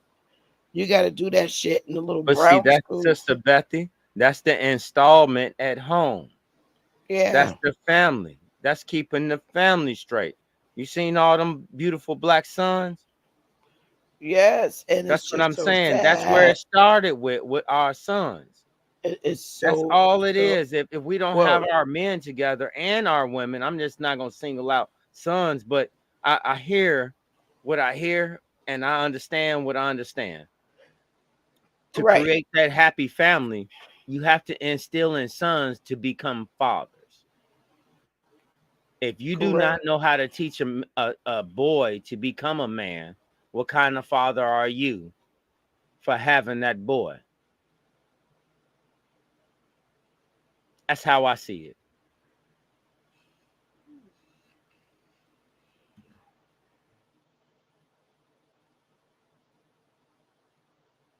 It's just sad. I mean, this is what you have to teach little kids in the classroom, and they all range from different ages in that class. Doesn't And matter. My boy is my boy. My boy that is my wasn't boy. taught. You know? That white kids didn't have to be taught. You're white. They didn't have to be taught that. But we had to be taught. Every time we changed the race identity, you had to kill the Indian and save the man. So killing the Indian consists of changing your race identity, making you a foreigner, so that you would have the protections of the United States of America, which is just a country in our continent. However, these United States have our lands and everything in bondage. They took over in a malicious manner. So it is what it is. Everybody smash the like button, please. So do you have any closing statements, Chris and Straight? Smoke. Yeah, they make us think that, we can't win this fight. And, whenever we try to, they do what they do. Like the picture that Chief Bethy showed earlier. But we still gonna prevail, just like South Africa. They still prevailing. We still got this. I understand what you're saying. But I'm still pointing out, Sister Bethy, of the conditioning and poisoning of the young man's mind first. Yeah. To not be able to create a family. Yeah. I'm really going to drive this home because what we have, and Pac said it, a whole bunch of guys that hate girls because they feel like they can't get girls because they don't know how to actually just be cool. I don't know what this problem is, but you know what I'm saying? Something wrong, and I see it. But I understand how it snowballed into what it did, considering of the time frame. I can go back and look at it in. Yeah. Oh yeah. Does that make sense? That makes sense. It does, sir. It most certainly does. The panel is open. The link is pinned to the top. Open panel, open discussion, open topics. This is open. There's no restriction on the topic you want to talk about, or if you want to respond to the video, that's fine too. But anyone's welcome to the panel at this point. I'm sorry, the other brother was on the back, but I was trying to guide the movie through, and I couldn't switch over. So you're certainly welcome back to the panel. It is open. Yeah, that was an amazing video, by the way. Very informative. I'm gonna definitely go back and watch this again and take some notes because there was a lot in that. So it was like, how long was that movie? They mentioned Africa one damn time in that whole movie, the beginning, so they could tell a lot. And the funny part is the look on his face. For him to have to do that was pain. That was pain. No smile at all. No smile. He was dead faced. He was dead. Yeah, Bill Cosby. He was dead faced. Look at his face and his eyes. He was dead faced to be able to say that and get away with it. Think about what I'm saying. And then look at the man. Okay, I get it now. Yep. Awesome video, Straight Smoke. Awesome. And it's so helpful. It's very helpful. These kids that are in school now, like the millennials, those born in the 2000s and 1990s, they will tell you that the way that classroom is run is nothing like today. A lot of opportunity opened up, but the problem with it is you still have to maintain and go through the public school system to make sure that you understand how to act in mainstream white society. You're being trained from 5 years old.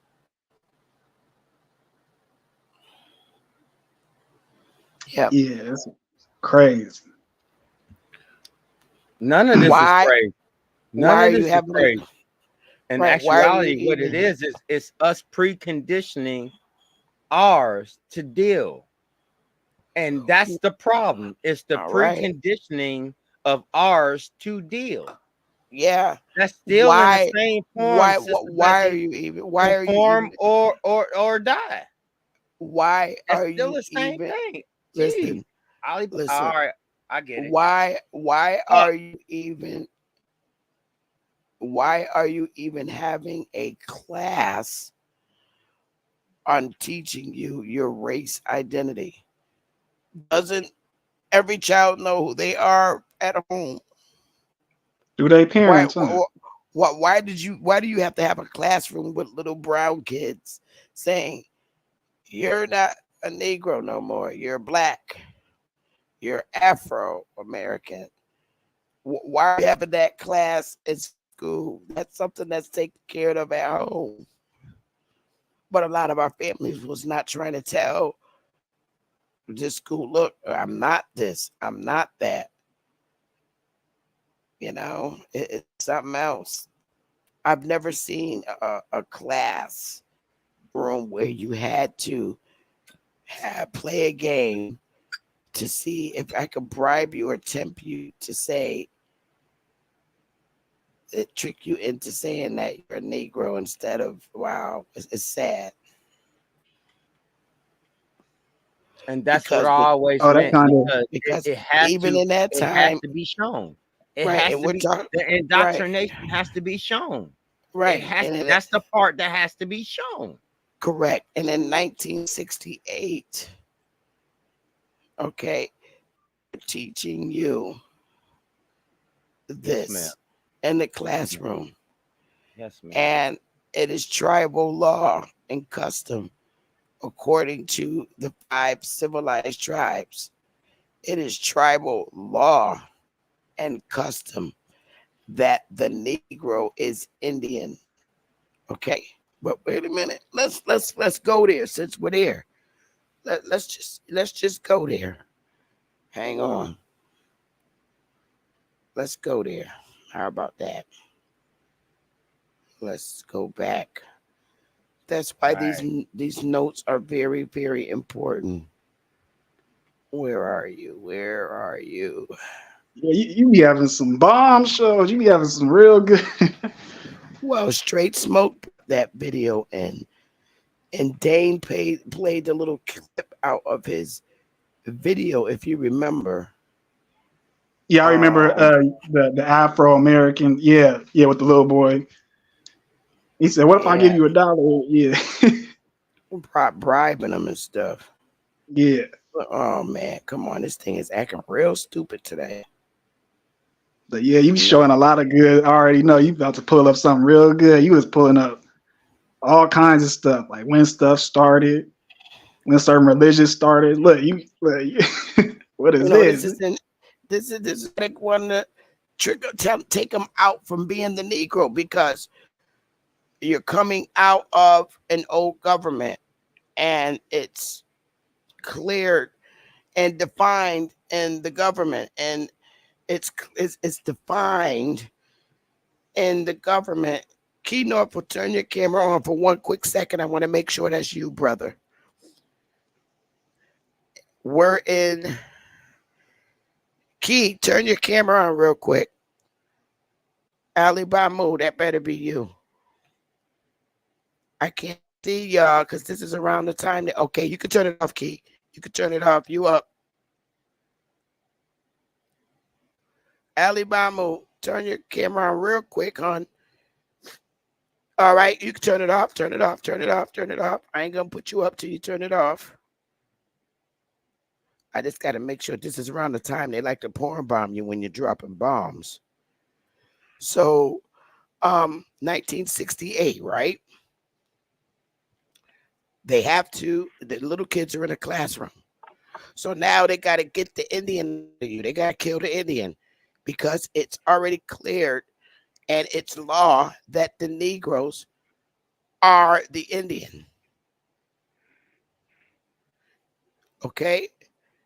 And it's right here. Negroes are frequently met who speak nothing but Indian languages and are Indians by tribal law and custom. So now you're in the white mainstream society public school system. All right, we got to kill that Indian, which is the Negro. You are a Afro-American. All right, that's who you are. There it is right there. There it is right there. You see it in the face. And guess who's teaching them? Because the kids are going to be more accustomed and comfortable learning this from people that look like them to tell them that. And it takes the people that look like them to guide them through this, okay? You are. Let me give you $5. They had to use us to do this towards us. And right there is a clear prime example of kill the Indian and save the man.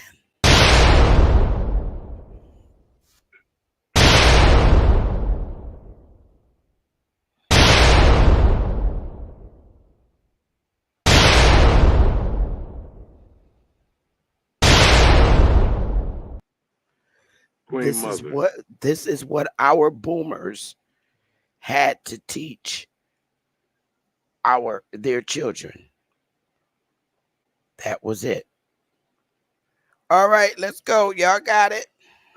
We should have had the war cry after that, Sister Betty. That was deep. That was interpersonal. That was immaculate.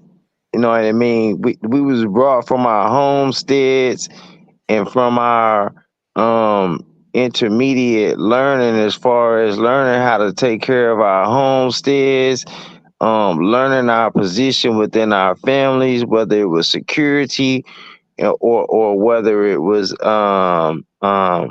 nourishing.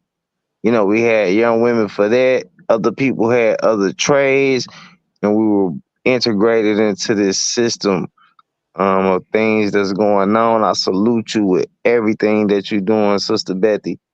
Being a part of this Aboriginal community, being a part of this Native American society, man. Everything you're doing is you're doing a great job, Sister Betty. Salutes to you. Much love and respect.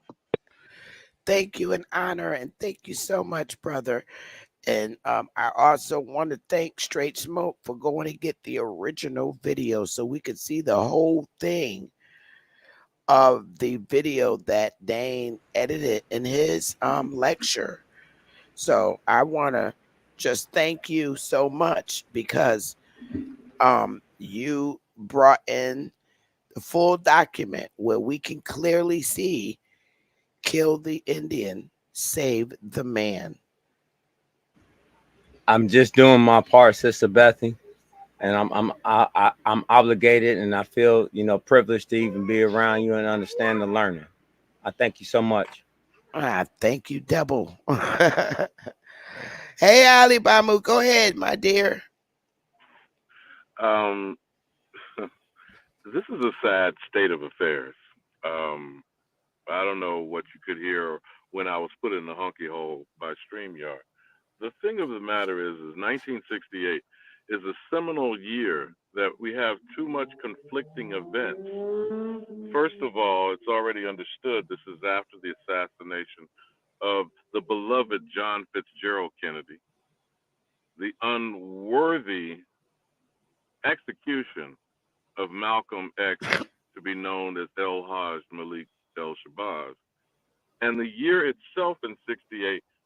Between 65 and 68, the so-called ghettos were burning, and along the line of say it loud, I'm black and I'm proud, the Mexico Olympics were in 1968 that summer, with two alleged black men putting up black power signs with a black glove. Then that April, Martin would be killed. June of that same year, while Robert Fitzpatrick Kennedy was running for president, he would summarily be killed.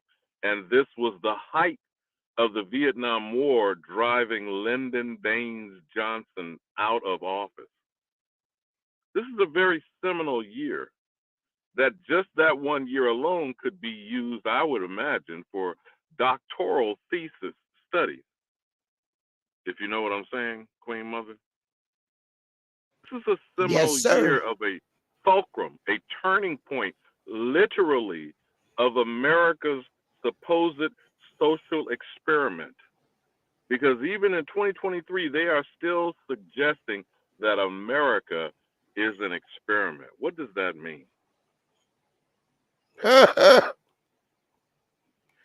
It can mean What does so that many. It can mean so many things. Oh, is it not an experiment? I mean, where do you start? Now, let's be clear, whether you attribute this to Malcolm Little to become Malcolm X, to eventually transform to El Hajj Malik El Shabazz after going to Mecca on 2 occasions. The Organization of Afro-American Unity was the name of his ill-fated organization. After he went before the United Nations, spoke with, quote unquote, the heads of state of organized governments that were literally being created in the wake of the civil rights movement. And he argued for them to essentially pattern themselves as a United States of Africa. I'm sure you're aware of that, Queen Mother. Yes. But the Organization of African Union is the same OAU that's participating in a Agenda 2063 to use niggas who think they're Kunta Kinte. Yep. That's right. So who's the experiment? We are. Shit. You are the Now, clone, I Tyrone. was in and out. I was in and out on the signal. Was that the supposed famous sociologist, I believe it's Dr. Kenneth Gamble, I believe is his name, where he and his wife created the color controversy of the doll phenomenon, the white doll, the black doll experiment? Was that the same? Oh, president? no. You know what? I don't know. I don't know. You may want to pull that up sometime, because if you weren't aware, the famous anchor of ABC News alongside Max Robinson, Carol Simpson, was one of those girls at the age of 6 in that infamous sociological experiment, preferring white dolls over a colored chocolate coated doll. Oh, that was what's her name? Well, her name was Carol Simpson, the actual anchor of ABC News that was sitting beside Mac Robinson. He was one of those children. Yeah, she was one of those children in that experiment. Ali Bamu, did you see anything on that Bill Cosby thing that Sister Bethy put up? I've seen that documentary before, uncut. I praise you, Right. my good brother, So, and no. my sister for lifting that up on the platform. But what do you mean? Because I'm driving. Like I said, I got put in the hunky hole a couple of times. But whatever. It's okay. I understand. I understand. I was just asking, what did you think of that series? Because that's a good one. Because it's a good one. But I don't think when it aired at the time, again, remember, this would be almost a decade prior to Roots. And I don't know exactly when it was shown, because that sounds to me, it was made in 68. It was made in 1968. It was made in 1968. I got you, my brother. You're not hearing what I'm saying. What I'm suggesting is whether it got actual air exposure broadcasted like Roots would get a decade later is my point, my good brother. They saw it. And I doubt that it did at the time that it was brought forward. Now, it seems like something like that Time Life series of documentaries, Queen Mother, if you remember that, where we grew up on, these so-called Time Life documentaries. Sister Bethy, would that be under the silent generation as well? Here it goes right here. The silent generation as Well- well, please. Well, Here. what's the birth date of William H. Cosby Jr.? Those that knows. There you go. I'll be right back, Silent Jen. I'll be generation. right back, you guys. That's what it is. Now remember, Cosby is in his 80s, just like Farrakhan and Jesse Jackson. I understand the time frame of all of those people, and I see who those people are. Okay, let's not. What's understood don't need to be explained. I get you, bro. I get you. You know, I don't rock with none of this, none of that, none of this, none of that. I'm not hearing that. I'm looking straight at the fucking history. That's all I can look at is the history. Alabama and how I'm looking at it, the indoctrination was strong to keep the black man out the house, away from his family, away from his kids. This was intentional. And I really want that to be shown and known. I really want black men to understand that you're supposed to be at home, not segregated. Stop thinking that you got to be a certain way. Stop thinking you got to do a certain thing or something, you know. Hey, man, you know, goddamn it, grind, you know, make shit happen. You know where you are, you know what you do, your business and everything, you know. But at the same time, you 10-10, 20-20, you know, 24/7. You make everything happen because that's your home. We forgot what a homestead. We forgot what a homestead is. So the man lost his place when we went into integration, man. You know, the man lost his place and shit, and it was right around that time. You know what I'm saying? So we went into this new conventional way of living, this microwave way of thinking and shit like that, bro. I'm tracking with everything you saying. And it's some powerful shit, but you bringing out. I wish you would go further, bro. You talking about the black man not being in the home and shit, bro. You should go further with it. Because it's your ownership. You're a man. Just like that woman is there for you. It's everything that's about being you, being a man. That's why that woman is there for you. For real. You know, it's just bottom line basics science. I mean, I don't know how to explain it. I'm 17 years with mine. I don't understand how you flip and flop and do whatever drop. I don't get it. I understand the money, but I don't get the fuckery. I'm not down with the fuckery. I can get on the fuckery, but I'm not on the fuckery. Who does that? You know what I mean? Nobody does that. At my age, who does that? We're strictly about the dollars. We ain't dealing in Bitcoin and all that extracurricular ass shit. You know, motherfuckers is really on what they own. You know, at this point in life, I mean, what are you wasting? What are you thinking about? I mean, you looking at luxury or you looking at living?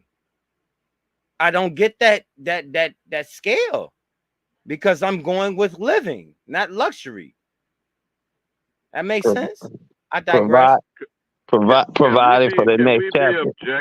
Can we be objective for a moment and remove, as best we can, remove the racial categorization lens, whatever, that the world is being perpetuated upon the quote unquote so-called black man or that individual himself, whether he considers himself black or any other supposed label. When he made that statement, and I've seen this from different ways, any of y'all, I wish I could remember his lengthy name, because he had about 2 or 3 so-called presidents in his name. That individual known famously as Stepin Fetchit. Did you hear clearly Bill Cosby allege, whether it's factual or not, that this gentleman made $2 million in 5 years during the time when silent movies were still in effect? $2 million over the course of a 5-year period. At one point, I think at the height of his career, he was making more than 10 G's a week. How damaging was that one perpetuation of imagery I of let y'all being on. slow-witted, slow-talking, flew-foot, and dim-witted character. Thank you for letting me on. Okay, what's up? None of y'all can't show nothing because you're Hello, covered. hello. That's fine. Why would we want to show something? What's wrong? No, I mean, like it wouldn't be no porn bomb. I have no point to show anything evil because I'm evil enough. I don't even know how to do that. Okay, no, I What's understand. happening? I understand. I'm just being safe because Nah, the I audience understand. can't see you. If there was a porn bomb, I can't see Right, you. but who is that person claiming they're evil enough? Me. Hi, Jeremiah. Is that Blob Noxus? Who? Hi. I'm evil. Okay. I'm a Nazi. I burn babies. Okay. I'm evil. You know All I'm right. evil? Okay. I pollute the earth for fun because I'm evil. Man, you're sick in the head, dog.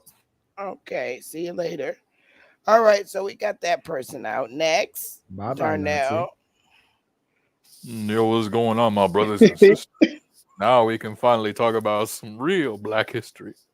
For example, the Blasian Master Race. That is something Flag we on need the to talk play. about. Flag on the play. We don't discuss Black history in an Aboriginal community, my good brother. There is only American history, and we only teach it to the only American. But you can go ahead and chop it up as you choose, my good brother. Amen, amen, amen. Sorry, I was watching something. My bad. What was I forgot what I was gonna Is say. that really you, Talking about Smoke? Black history. Could you turn on your camera real quick, Smoke? And I could let you up anyway because can't nobody see anyway. Okay. There you go. Darnell, how are you? You turn your I'm doing good. I'm doing good. So I had a thought about Black history, but I don't know who should talk. But he brought up a really good point about how we should only talk about American history. So I kind of don't want to say it no more. I How wanted to talk about Negro? How about Negro? No, How about Negro? How I about didn't mean to Negro? bust you. Negro Forgive American me, history. brother. I didn't mean to bust you down. I'm saying It wasn't the me. It wasn't characterization. me. But I'm telling you to go ahead with your conversation and call it Negro American history. How about that? Go ahead, brother. Turtle Island history. That's almost equally offensive. But the only point that I'm It's making almost, almost, the only almost. because Go ahead, brother. we do know we have legitimate documentation, federal, state, and local, documented as being referred to as Negro. But the only point that I'm stressing, my good brother, and you're Darnell? Yeah. The only thing reason why I stress this is because everything that's being categorized with any of these labels is the only actual American record, story, or history. Do you feel what I'm saying, my good brother? We're not changing it. If we're going to use, to me, the most least offensive, inaccurate definition is the definition of the American. The copper-colored Aborigines that inhabited this land before any foreign invasion. So anything that's been That turned, is correct. That is stamped, correct. and labeled by others as Correct. anything other than American is anti-American, and they are criminal foreign outlaws. But you go ahead, brother. Like I said, chop it up as you choose. Amen. Amen. All right. Well, I guess I'll keep on going. So as I was going to say, well, we all know how slavery first started. You know, when Black people were taken from Africa and moved over to America, right? You know that there was all these merchant Flag piles. on the play. Flag on the play. No, not right. Thank Not you, right, thank brother. you. Not right. Not right, brother. Not What? right, brother. No, we ain't That's doing not that gonna shit. work. Nope. That's not gonna work. No, that ain't gonna work, bro. That ain't gonna Talk work, about bro. there was Over here, merchant not right now. Nope. Africa. No, We that ain't gonna work. we still slaves. I work at Family Dollar. We Hey, still you can work slaves. wherever you want to, Same bro, Jews, in your life. same I get Jews what that you're took us saying. from Do Africa for you now and your control us family. right Hey, now. bro, I get They you and control us what you right now, the saying. Jews. Please do for you and your family. Keep your head up and do the right thing. Not some of the time, all the time. Do the right thing. Not some of the time, all the time for your family. That's the best thing you can do. I yield. Hey man, The African shit ain't gonna work, bro. You gotta start over. Start over, bro. Start over, bro. Tie your shoe, wipe your nose, get your hair straight, and start the fuck over, bro. Go ahead. You got it. yeah. So Jewish merchant ships took us from Africa to America. Okay, that's not true. That's a lie. That is true. You can Google it. No. Didn't somebody write a book like that? We don't said do. Jewish It's not even racist. It's Did you history. Where this nigga come from, man? Did you just say Jewish? Can I say something real quick? Israelite, Yeah, wait, Hebrew. Hold up. Can I say something real fast? Hold up. Go ahead, brother. No, you can hold up for 1 second. All right. All right. No, ain't don't even talk about the Jews on my panel. Leave them alone. They ain't got nothing to do with us. All right. Don't do it. Not today. Now, the better thing to do would be to show the proof that we came here on slave ships. Now, I salute you, and I'm going to say honor to you if you found your grandparents on a slave ship and you got proof to prove that they came here. I salute and say honor to you. All skin folk ain't kin folk. I don't have an ancestor that came off any ships. My ancestors are from this soil, and that's the only proof I have is them being from this soil, and we never left, and we never came back. We've always been here. That's the proof that I have. So I say honor to you because you found your ancestors on a slave ship. But you got it now. Just be careful. But Queen Mother, he sounds suspiciously like he's quoting Louis Farrakhan's secret book about you know who and that relationship. Sounds That's very fine. suspiciously like That's he's fine. quoting from that book. You know? No, I am directly quoting 1995 Saul S. Freeman's book, Jews in the American Slave Trade. Okay, Because- now that's real funny because let me tell you this. You said a key word, guy. You said a key word. Here's what I'm gonna tell you where the Indian where you never killed the Indian here, baby. Because you just the key word was book. I would like to see you walk in court and tell your honor that here's the book right here. Here's the And book. I would like to see that book be a precedent And used evidence. as a precedent and a backup to back you up, and you walk out the court in a victory. Okay, so when you do that, then we could talk about books. All right, go ahead. So now you can't I talk about would do books. that. I would do that, but the courts and everything is run by the Jews You of today. can't do that. No, you Hey, because can't do you that. can't do it. The Jews And You run can we- can't do everything. it. No, They no, run brother. You can't The do it. Jews are co-opting us. Brother, It's you not the can't white do it. people. It was always the Jewish people. Find This one is book. ridiculous. The Find Jewish one people book. hold us Brother, everywhere. use From the the Bible. Bible to Brother, use the Bible then. If you can Court. fucking Bible, do it. my Brother, you can't do it. I Okay, bet you let me can't say do it. this. Use the book. Shut Let me your say ass this. up, man. Let me say this. You don't know shit. You don't know This nigga's shit about crazy. anything, man. You don't know shit about history. You can't even open up a book. You can't even read a book. You a dumbass. Okay, I'm a thanks for the dumbass. compliment. Wait, let's. Thank Okay. you, brother. Oh. You said that the Jews are in the court, and guess what? How about saying something nice about the Jews? Let's say this. When you go in there with your little book to try to get the Jew to say, hey, that stands, and you have no victory when you walk out, it's because the Jews knows who the Indians are, so they're not going to let your little book help you. That's what I could see a Jew doing in the court if they're sitting on the bench. Nope, sorry. That's not Tell on your precedent. brother. They gonna call you a good nigga. You know. Don't. You ain't got to talk about the Jews because I like the Jews. I do. I like the Jews, bro. I'm sorry yeah, you I don't like like the Jews them. too. I like the. I mean, I didn't say I didn't like them. I just said that they run everything. They run every facet of our government. They're on the executive board of Instead of every my major good brother, corporation. No, Listen I to my can't good go brother along with that. Darnell, I cannot go along with that. I'm sorry, I cannot go along with that. my good I mean, brother you can just Darnell. look it up. It's May I everywhere. ask you? No, Well, May I ask you a understand, question? but I Bill Gates, don't think you understand the Elon Musk, magnitude. Mark Zuckerberg, all Jewish. Isn't that I know, strange? I That's just understand what strange to you're me. saying, but I don't think you understand the. I can say this. Do you know PASLA?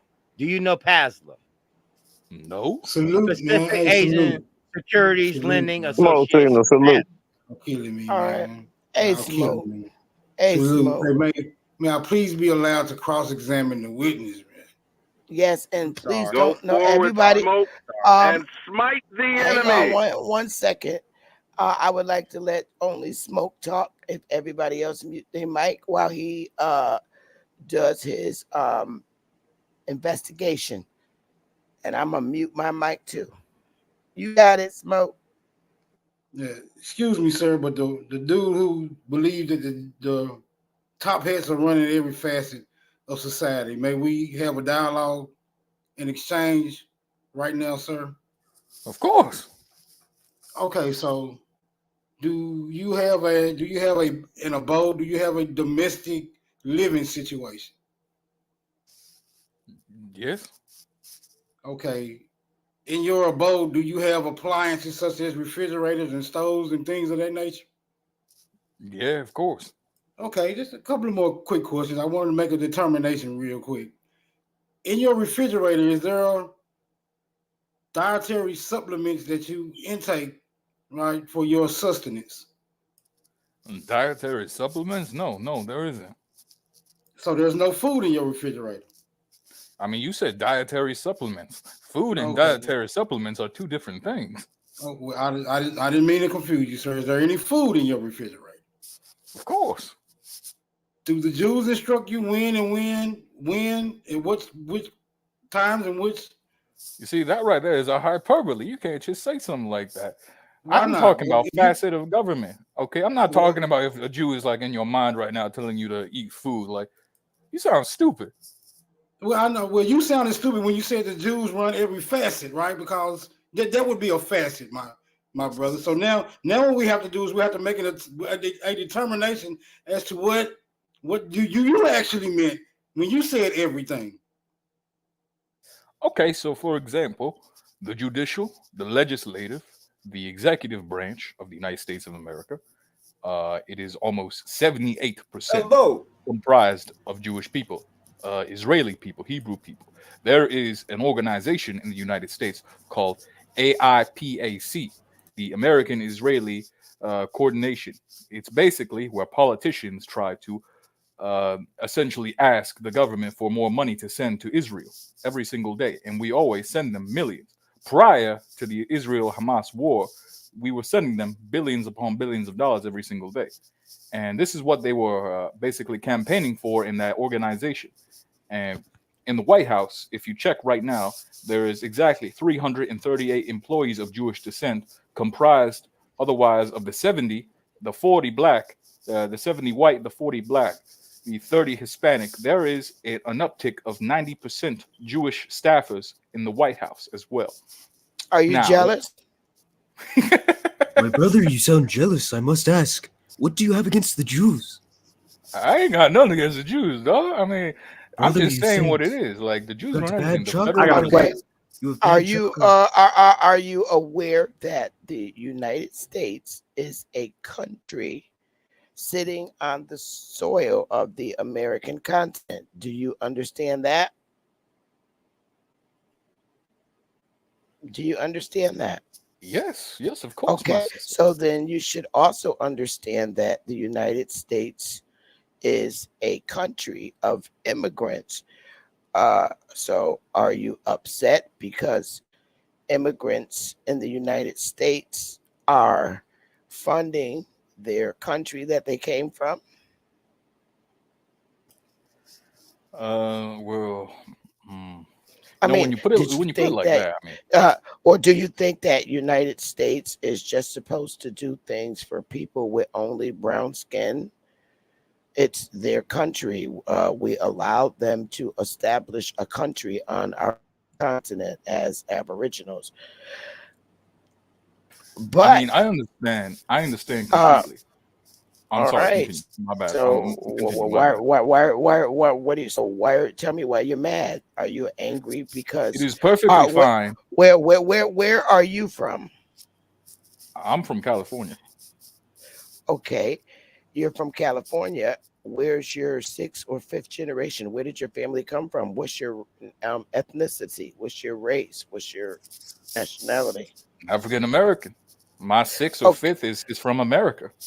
all right. So you're actually an immigrant yourself. So you're mad at other immigrants that have more power over you. Is that what I'm understanding? Because you do know Africa has their arms open for you to go back home, right? You know that's what that sound like, right? I You know mean, that, right?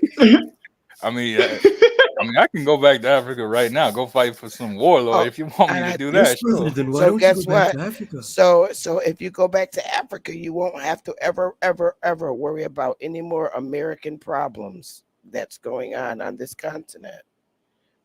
No one's going to stop you at the exit pearly gates of the North American continent from going back to Africa. You will be welcome. I will be welcome. Yes, indeed I will. But I live So in the great country of America, and I would rather not die of wait, dysentery. you made a mistake. You made a mistake. America, not a country. United States is. America is the continent. Okay, two separate things. Well, You know what he means no, when he you've says also made America, a though. mistake because there is North America and then there's South America.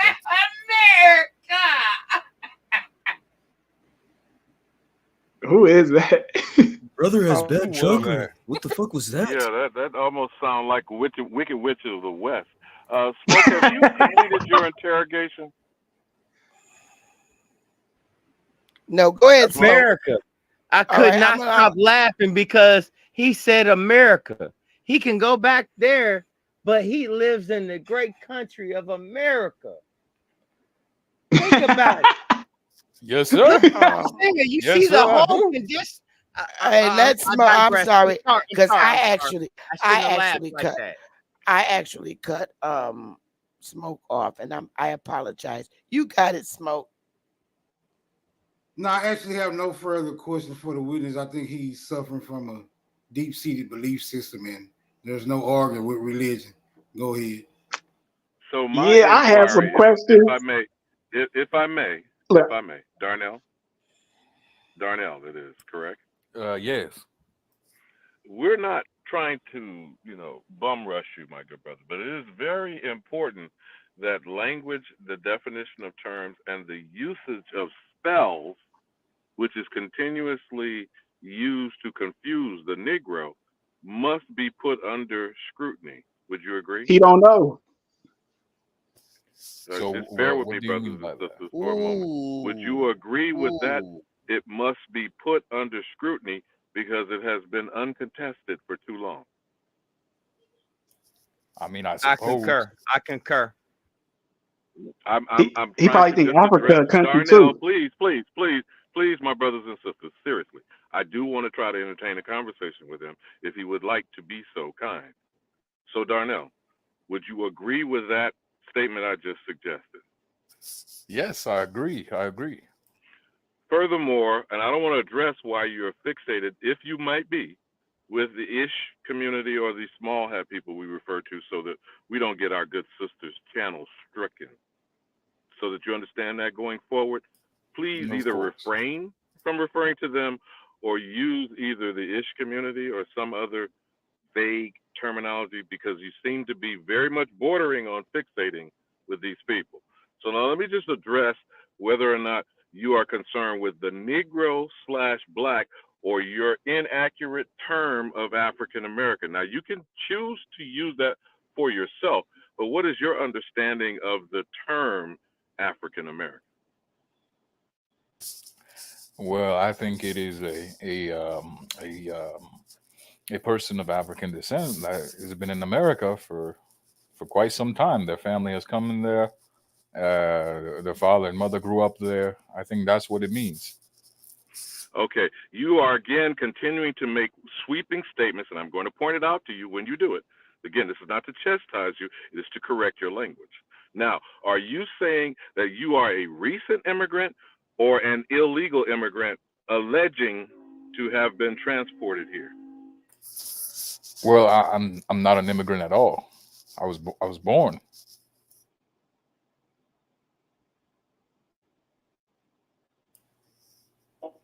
Hello? You are claiming an origin. If you are claiming an origin from a foreign landmass or a continent, you are an immigrant, a migrant, or an illegal alien. Now, it matters not how long you or your ancestors have been here, because that goes for all of the illegal immigrants that have been transported here since 1492. So are you suggesting, by being of African origin, that you're a legal, illegal, or cargo transported through transatlantic slavery? Because I've heard you suggest these things, but I'm not trying to put words in your mouth, Darnell. I'm trying to understand the words that are coming out of your mouth.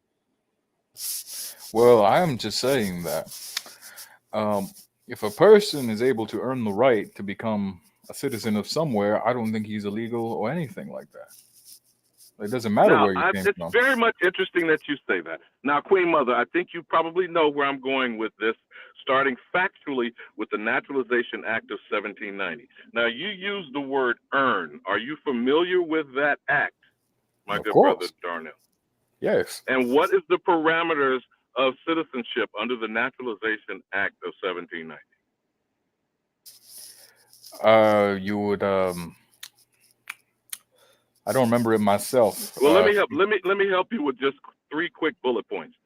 First, one would be a resident, particularly of a state, or at that time it would have been a colony that barely had been ratified into state status.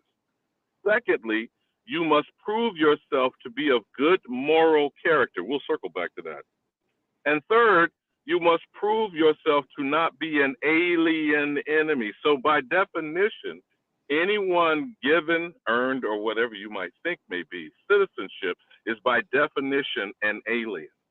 Now, do you suggest yourself to be a United States citizen, my good brother?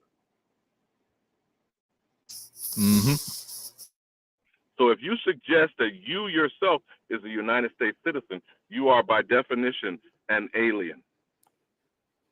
You're not only alien to the landmass of America, whether you want to argue over North, Central, and South, you are alien and foreign to this land.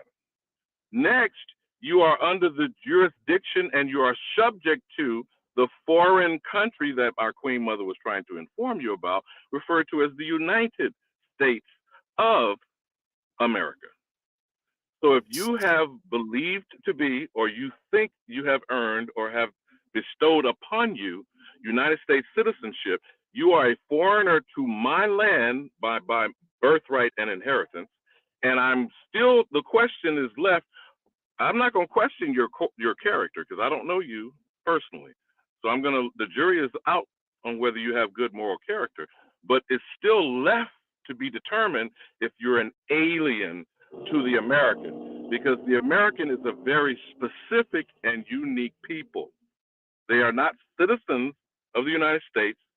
They are sovereigns by birth, and they sprung from the soil of this land referred to as America. Now, you don't have to agree with any of those things because that is your choice under the UN and the American Declaration of Rights for Indigenous People. But since you're an alien and obviously not indigenous to America, I would suggest you might want to look into where your ancestry is and become the indigenous population over there, my good brother. But what makes me an alien? You've already said yourself, you are an African American, you are a United States citizen, both of which fall under the jurisdiction of the Naturalization Act of 1790. And all persons who are citizens under the earned process. Now remember, Queen Mother, when you said no American Negro has ever went through that process, would you agree my sister? That is a fact. We were never naturalized in. We were already here on this soil. So who There, are these African people that he's referring to? Any of these categories well, of alleged African people? I got okay. Ali So Bamba for on the my back, on the back, so on the for share screen. I so got Ali Bamba right there. It's right there. so Share screen. there's no share screen up because I have an overlay. But in answer to your question, Ali Bamba, is what was it again? I got thrown off. I straight smoke said something, so It I matters forgot. not the category of African. Who are these groups of African people? Allah, let's say, i.e., Okay. Elon Musk, Charlie Theron, Okay. or Barack Hussein Obama, et cetera, et cetera, et cetera. Okay. So now I guess I got your question. So it is my understanding that in 1988, around no, not 1988. Let's take it earlier. In 1978, 77, 77, 78, 79, a movie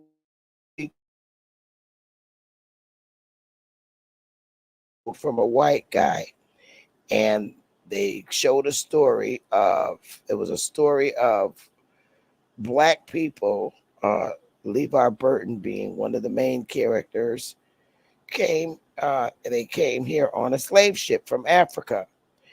That was the beginning of a lot of people that are brown skinned believing that they came from Africa on slave ships when that movie came out. And then in 1988, as I left out of high school, Jesse Jackson decided that black people in his community, which whatever the fuck that is, he would like to be called African Americans, in which no one in my family or across these states ever signed any agreements that they would like to be called African Americans.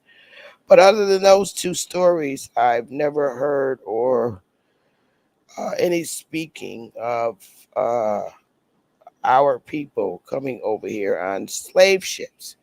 However, what I found to be very interesting, and I don't know if you guys know this, but it was law and customs in the 5 civilized tribes that the federal government recognized that Negroes are Indians by tribal law and custom. So that's Queen Mother, may I address the one last fact? So I don't know, we're the about- Africans, and they have nothing to do with Africans. And that's why I want to segue to the one last fact of descent. What proof do quote unquote alleged African Americans have of being of African descent? And we'll put aside this DNA business with Ancestry.com and 23andMe. When we discuss, and you and I, we chop this up regularly. When we discuss pale-skinned people who refer to themselves as being one whatever, 8th, 16th, 32nd, 64th, American Indian, because they're always stressing that they are one ancestor out of 8, 16, 32, or 64 of American Indian descent, not ethnicity. They're claiming, whether it's the Pocahontas myth and Walter Plecker and the entire legislature of Virginia, they're claiming descent or bloodline, right, my sister? Yes.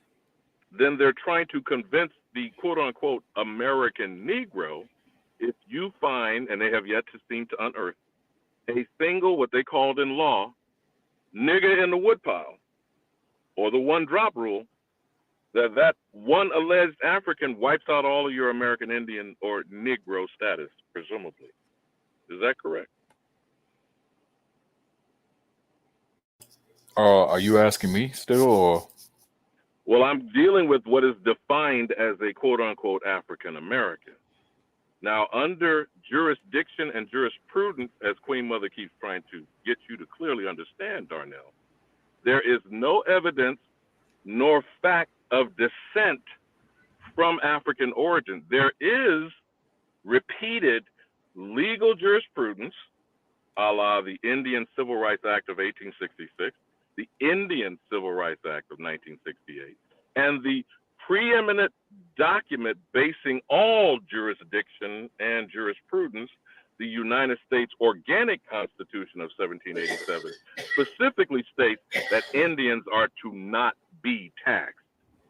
There is no African, European, Asian, Hispanic, or Native reference in that constitutional document whatsoever since 1787.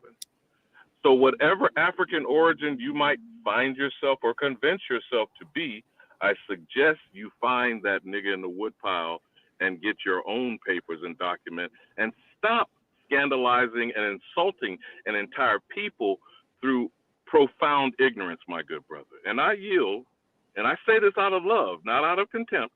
I say this truly out of love, because a person who would love me would hopefully not let me be in error too much long. You take it, chop it up as you want to, my good brother. Well, personally, you know what I think?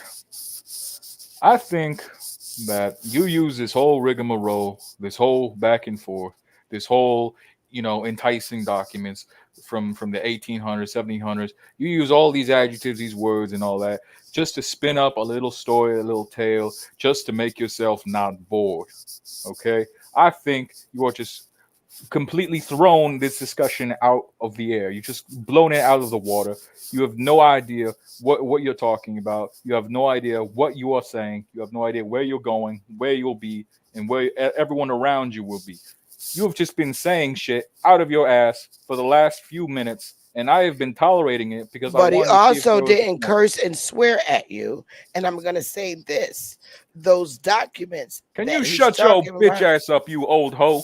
Oh, Always now you smoking, really got talking go. about we're from the You're soil. mad. You a Off of here. Don't you fucking Oh, disrespect Sister Betty Yeah, like that, pussy ass nigga. you I was talking about we're mad. Get your from the pussy soil. ass up off of here, bro. Oh, Yeah, you like it when we're from the soil. You like to play around the Yeah, dirt. you ain't gonna Yeah, disrespect Sister Betty like that, nigga.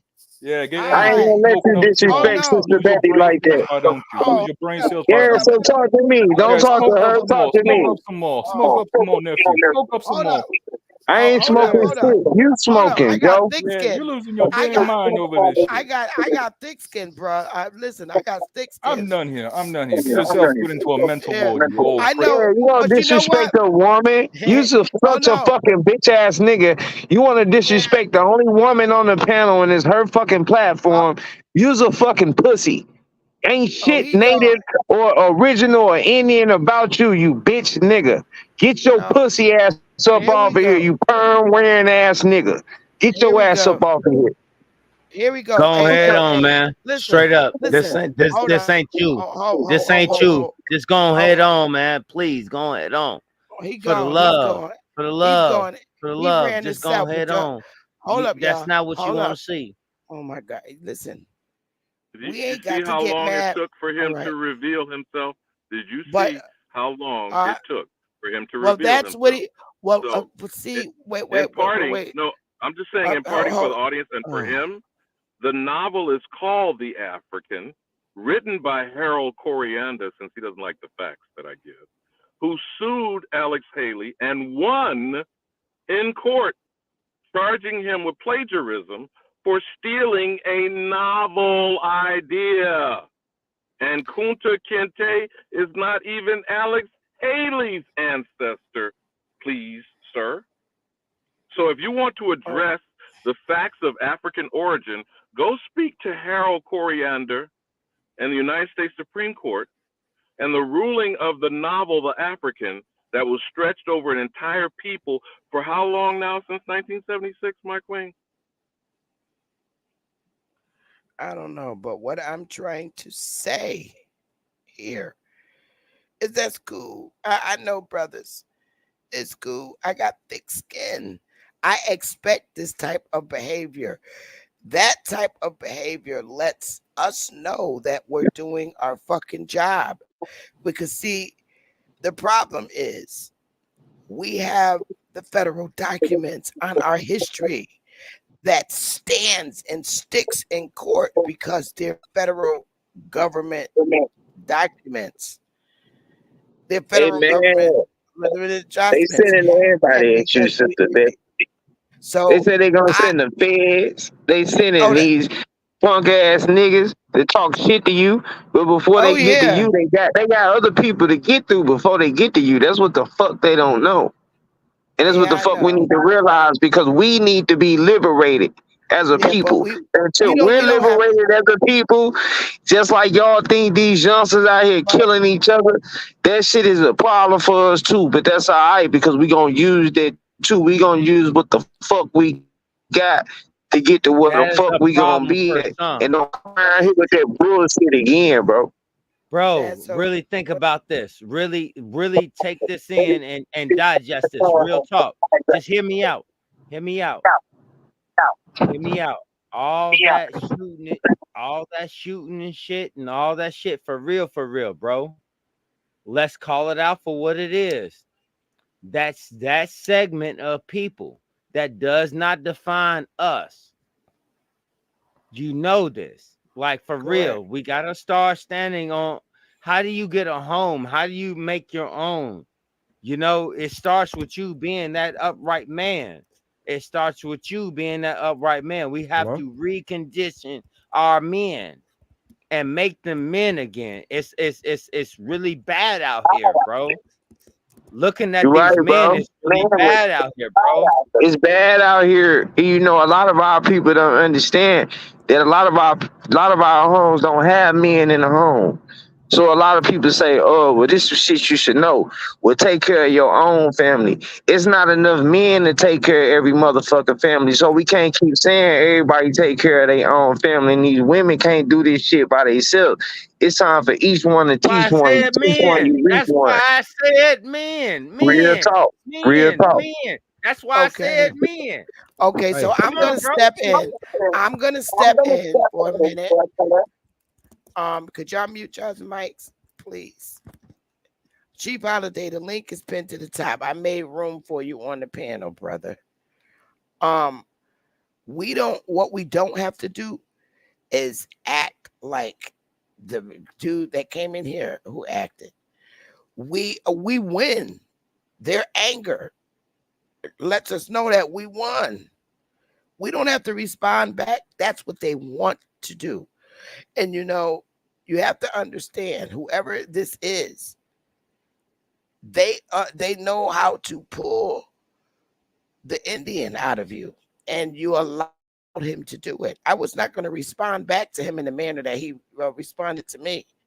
We don't always got to fight these people. There's no need. They know they're losing. They already Sorry, know sister. this. Brother. My bad. I'm on your platform, but you know I'm that wild Indian man. I know, You know and what I'm saying? you just gotta keep the Indian in secret. But I We try to be, already know. I try to be sensible in things with people, and we've been doing that. But then somebody come and want to be ignorant. You know what I'm saying? And I just wanted to give him what he want. But you right. You know what I'm saying? We got to have another way to be bigger than this, and to show that we more, prestige than this. So, my apologies, sister bitch. It's all right, sweetheart. It is And upsetting. thank you for It, your understanding. Thank you it, for it, your understanding. I'm Yo, sorry. look, I'm Keno, sorry. for no, I love him. That's my brother. It is very upsetting for him to hear some clown come on the panel and talk to Big Mama the way they do, But that's all right. We just gotta, gotta keep our men cool. Let's get all them Indians out there. Let's stay in silent mode. Let's let them be the angry ones. And how do we get them angry? By producing federal documents to them as to who we are. Indians, all these Indians right here, we all have the federal documents to who we are. And when you get someone like that up on a panel, it's because they're angry and they're sad, and they're just like the dude in the Bible when he said when God had to close up the garden in their little Bible and said they have known, like we, to become good and evil. Let's get them out. Lest they be like us. It's too fucking late. We know. We know. And we're here. So we just stay silent. I just need you to hold your bows and arrows, and we'll deal with it another way. But right now, we're just on YouTube talking. You know what I'm saying? We don't have to war with these people. The war is between them. All you to make them angry, all we got to do is just show them our federal documents. They don't have federal documents to show that they came off slave ships. Like he said, he got a fucking book. So let's just laugh at him. Because him, Jabari, and all of them got books and they got blood tests that they took. So when you hear them say that, let's just continue to laugh at them. And it's funny because, Jabari's what is he, a professor or a college professor? And he says he's got books. So let's just laugh at him. Excuse me. That's an interesting thought, though. Can they obtain some documents with this right of self-identity? Could they obtain documents that would suggest that they are indeed African? I'm just asking. No, they can't, especially because we show ours. When we show ours, it shuts them down. It shuts them back down all the way to the beginning of time. Because we have our documents and come up here and say that they're from Africa or they're African American, it puts a dagger in their heart. It's like killing a vampire. Our government documents on our history. Yes. You have your documents, like where you came from, like if you came from like a slave ship or anything like that. No, absolutely not. I only have federal documents from me being here on this soil and my family being Aborigines, American Indians. I too. All right. So, Sister Bethany, is it safe to say that when they came, this is what it was, like literally, and they stretched it to different factions to commensurate different regions of their religion. I'm really trying to look at this because they broke up their same religion so many times to give us different religions in different areas of the map. Correct? Correct. So are all of those religions pinpointing something back?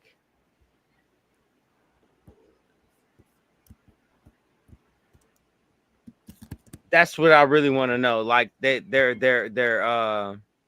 clergy, what do you want to call it? They got to report donations, of course. So I'm trying to put together how it worked. How does this 501c3 works so well that it is, for the life of, wow. It spreads like a virus. It is a virus. It's like a Dollar General in your neighborhood. Instantly popped up. I don't get it. I'll let Ali Bamu, if Smoke doesn't have any more questions, I'll let Ali Bumar run you on the doctrine of discovery story, because that is how foreigners went around colonizing everywhere around the world based on doctrine of discovery. And that came from the Pope, and the most current Pope denounced it. So I have a question. Go right ahead. Well, as a young African American, I'm kind of new to all this. So flag on the play. Flag on the play. Flag on the play. My bad. Man, let that nigga call himself an African American if he want to be African American, bro. I would what should I call myself then? What should I call myself then? Because I'm African and I was born in America. Just let him talk. On American soil. Just let him talk. Okay, you was African and you were born in America. Okay. Exactly. That would make Okay. me African American, right? I was born Uh, on American soil. no, it wouldn't make you African American. It would make you a United States citizen, sir. Well, if his Why do you say parents are that? African, migrated Because here, and there's gave birth to him, there because is the number one, possibility that he has African parentage. Is that what you're saying, my good young Yeah, brother? yeah. So you have okay, recent African immigrant parents, is what you're saying. Recent as in the last like 100 years. okay, that's not recent. You are not an American. There's a difference between an American and a United States citizen. I'm going to give you this again. All right. The United States, the 50 states, that's a country on the continent of America. It's just a country on the continent of America. So it's two different But okay, things this we're just talking about. Wait, but you're gonna let when me you call someone an excuse American, me, they're excuse me, oh, excuse me. my bad. I'm sorry. I would like to answer you because this is one thing Black people have to learn how to do is listen, hear the whole story so you can properly respond. I understand that a lot of us have ADD and they're short span, but you have to listen because you were not taught this in school. And if you did, it went over your head. Again, America and the 50 states are two separate things. The United States is a country that sits on the continent of North America.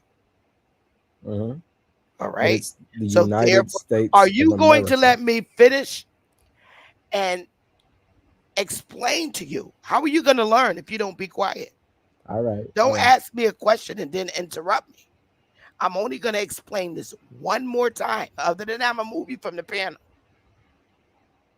United States are 50 states.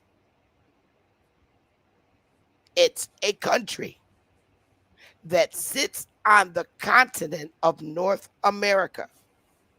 America is the continent. United States is the country that sits on the continent. There are two separate people that occupy.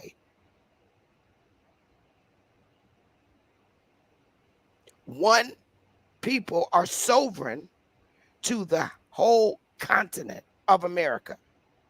And then you have the 50 states who have citizens in them. And in the 50 states are foreigners. United States is a nation, a country of foreigners, not aboriginal to the landmass. The aboriginals are the people of the soil of the continent of North America. You are a citizen within the United States.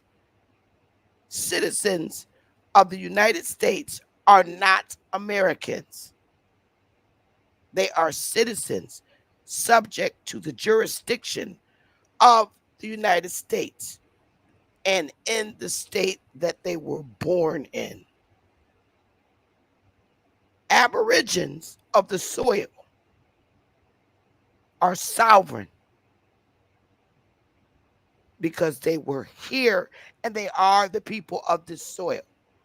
I am an aboriginal of the soil, but I also am. I'm not gonna lie, you dual sound delusional as citizenship. fuck, nigga. I'm not gonna lie. You Well, sound wait a delusional as minute. fuck. Well, you know what? Now you can get your dumb Yeah, ass shut off the the fuck. panel. Now you're out of here. See how to paint, and see, I don't have to argue back with them because now they know the truth, and the truth hurts. It causes you to react, but I'm not going to react because I'm still on the panel winning. So guess what? He's being educated about something he didn't know. And now he knows what I'm talking about. It hurts. It's a dagger. It's called indoctrination, Sister Bethany. It's called indoctrination. No, it's not. What I'm telling him is not indoctrination. What I'm telling him is truth. Now he knows the difference between the continent and the country. He knows United States is the country and America is the continent. And now he knows, oh, damn, I am just a citizen. I'm not an American. And when you learn that, it hurts. When you learn that the 50 states is a nation of immigrants, you now know your fucking place on this soil and who you are. So I'm just going to keep And they announce it spilling it. regularly, don't they, Queen Mother? According Yes. to Joseph That's truly what Robinette it is. Biden Jr., do they not broadcast that regularly? Correct. So they're all speaking out of order. Now they know who the American is, and now they know who the fucking citizen is. So me being Does able to it tell make them how this, long they've been here? Does that make it relevant? it does not make it relevant at all. This country, the United States, is a nation of immigrants, and it truly is. Everybody in it is a foreigner.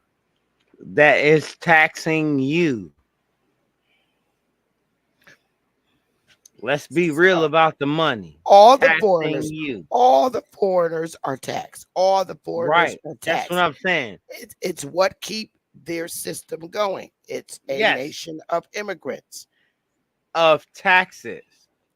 They know what they're doing. That's how They've they been keep doing this for a long time. the tax system keeps their country going. Everything afloat. It's their country. It's their nation Yep. of immigrants. Yep. That's It's how their they money operate. flow. It is their Right. money flow. Now, Chief It is Morning their Thunder. money flow. Now, this is an addendum. This is not to disagree with none of what you said. This is to respond to some of the ill-informed responses in the chat. To argue with whether or not the United States is a country versus a corporation. Once you do your research, what does BAP say? Do your homework on Delaware. All the other countries through the United Nations are registered corporations in the state of Delaware. Were you aware of that, Queen Mother? I am, sir. So would you share that with the slow bus individuals who could be mentally challenged? Well, I can't help mentally challenged people at this point. But moderators, you can time out people in the chat room that are getting off the chain. I'll be the first one and happy to time out Shay Sun. So I say this, and I'm gonna say this again, y'all. We don't have to fight with them. We don't have to call them threatening names. We don't got to do none of that shit. Anger, it makes you mad when you learn something new about history. When you wake up in the morning and say, damn, I thought I was an American, but I'm really a citizen under the jurisdiction of the United States, which is a country that sits on the North American landmass. That fucking hurts. That you were never a part of. Right. That you were never a part of. Right. It Let's fucking get hurts that when you part learn that. established. And it goes the same thing.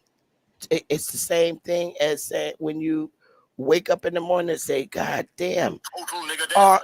Kill niggers, behead niggers, roundhouse kick a nigger into the concrete, slam dunk a nigger baby into the trash can, crucify filthy blacks, defecate in a nigger's food, launch niggers into the sun. Oh, look at, see, this is what happens. I'm glad this is happening because it's anger. It's anger. You see, What was that? It was an idiot that was on the panel. This shit hurts. This hurts. And you see the reaction? The reaction speaks for itself because Negroes were not supposed to wake up, aka the Indians, Negroes, the ones that's Indian by tribal law and custom.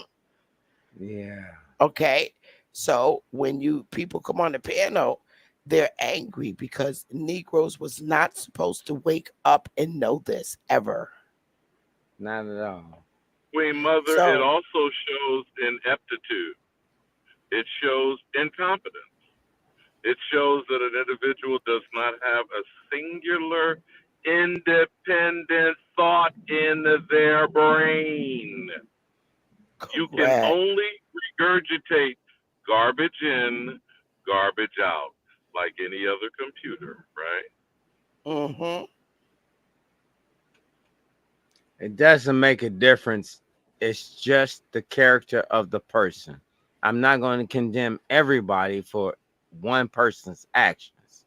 No, you I don't- just look at the individual like I'm supposed to and understand that either they are or they're not. Well, no I'm one not gonna up lie. here, nobody up here is blaming all white people to be acting like that. But what I'm going to say here and now, and I don't give a damn who doesn't like it, is the fact that they're angry because we just woke them up. Yeah, they really scared. Queen Mother, how do you feel when you get snatched out of your good REM sleep? When you're drooling and you get snatched out of that, how do you react? If you tell somebody and teach them about history, about the difference between North America and the United States, which is a country on the North American continent, and they're learning that and they finally see it, that shit hurts. It fucked you up. Why would somebody respond like he did? Could anybody explain to me why he would respond like the way he did? What reason? That's pure When rejection. you are That's taking pure something rejection from someone. and Well, indoctrination. hold on, though. Seriously, though. That is pure When you are rejection and taking something indoctrination. from someone that they hold dear, they will fight to the death to retrieve it, to contain it. So to Ali hold Bamu, it. we're about to say the same thing for once. Yeah. So could you imagine someone that's just bold enough to say something that is truly not correct? Like it's death. It's pure death. And they're just on board for it. They're just on board for it. Because they just looking at it like this is the best thing that can happen. Bill Gates wants to cut down trees. You know, the most thing that puts out, I don't know, oxygen. I don't know. That's just neither here nor there. I'm just looking at all the things that's happening right now. You know, I don't know if people are noticing these things. I just want to do something different. And the thing that I want to do different, Ali Bamu, Sister Bethy, is I want to be able to pull up and actually show everything, Sister Bethy, that you want to do right now. Well, it's 12:26. Everything I want to do would never be able to be showed on this YouTube channel. Right. There's a Oh, you on lot the East I want Coast? to do. Yes, I am. Oh, it's 9:26 over here. Somebody, right? Boss girl, you're on the panel. How are you? Boss girl, your mic is muted.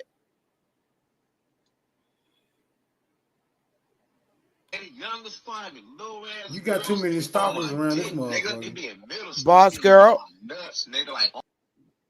Okay.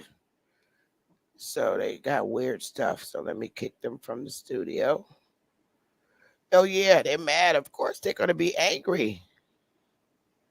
So now it's back to the normal people up here. They crazy. I don't understand. Like I'm not really into Muslim stuff, so you're not gonna see me on a Muslim panel or I never type it in or nothing. How did they even get to this channel? Hey, could you imagine crazy. selling bean pies, bro? Could you imagine selling bean pies?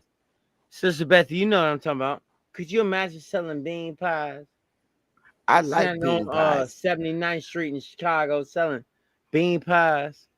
I would love a bean pie. I like I said, I like the Nation of Islam, period, because of their discipline of our men. They teach love amongst our men. Everybody got their own opinion about different religions, but I actually like how the Nation of Islam transition the behaviors of our men towards each other. I really admire it, and I do. I It's really because do. Sister Beth, you seen the transition of a man being accountable for his woman. You seen a man being accountable for his house. You seen a man being accountable for everything that he wants to do for his woman and his house. That was a man being that man for his house. I I get know what what you're it is. saying. That's what I said. I like it, and I like it, and I don't have nothing negative Yeah. to say about it. I love their bean pies. I actually love their cooking, period. I remember back in the 70s when I was a little girl, they always had ice cream parlors and they always had restaurants, and a lot of women from the Nation of Islam would sell dinners from their homes. They would sell fish dinners, and it was so good. Oh, Okay, I got a question for you niggas though, cause yeah, okay. I keep my ears to these YouTube streets, you know, cause I'm an information hound. I don't speak on all the information that I come across, but I heard lately a lot of chatter about a damn Snyder Act. Is anybody privy to the information concerning the Snyder Act? Come on, where you smart niggas at? May I I don't know. reiterate one more time why it's important specifically for people that will be triggered over nationality? Okay? There is no United States nationality. As you just reiterated, my sister, it is a nation of immigrants. And all of those foreign flags being waved on my soil is proof of alien enemies. Okay? The American is a sovereign, whether you want to call yourself a nationality or not. You are natural and sprung from the soil through your descendancy. Your descent is from American origin. Now, if you want to claim yourself to be of any other foreign origin, African included, then you fall under the Naturalization Act, whether you've been naturalized in citizenship or not. The state is where the citizenship starts, right, Queen Mother? We've gone through this, so I know people don't listen. The That is federal level of correct. citizenship, do you know that they are right now pulling up their big guns, filing a lawsuit in Colorado under the 14th Amendment to remove Trump from the ballot? I'm sure you're probably familiar with that, Queen Mother. Yeah, they ain't gonna win So though. what's that 14th Amendment citizenship? Naturalization Act, citizenship, the 14th Amendment. Everybody knows what that is. But yeah, So the that is Snyder Act. federal. Go ahead.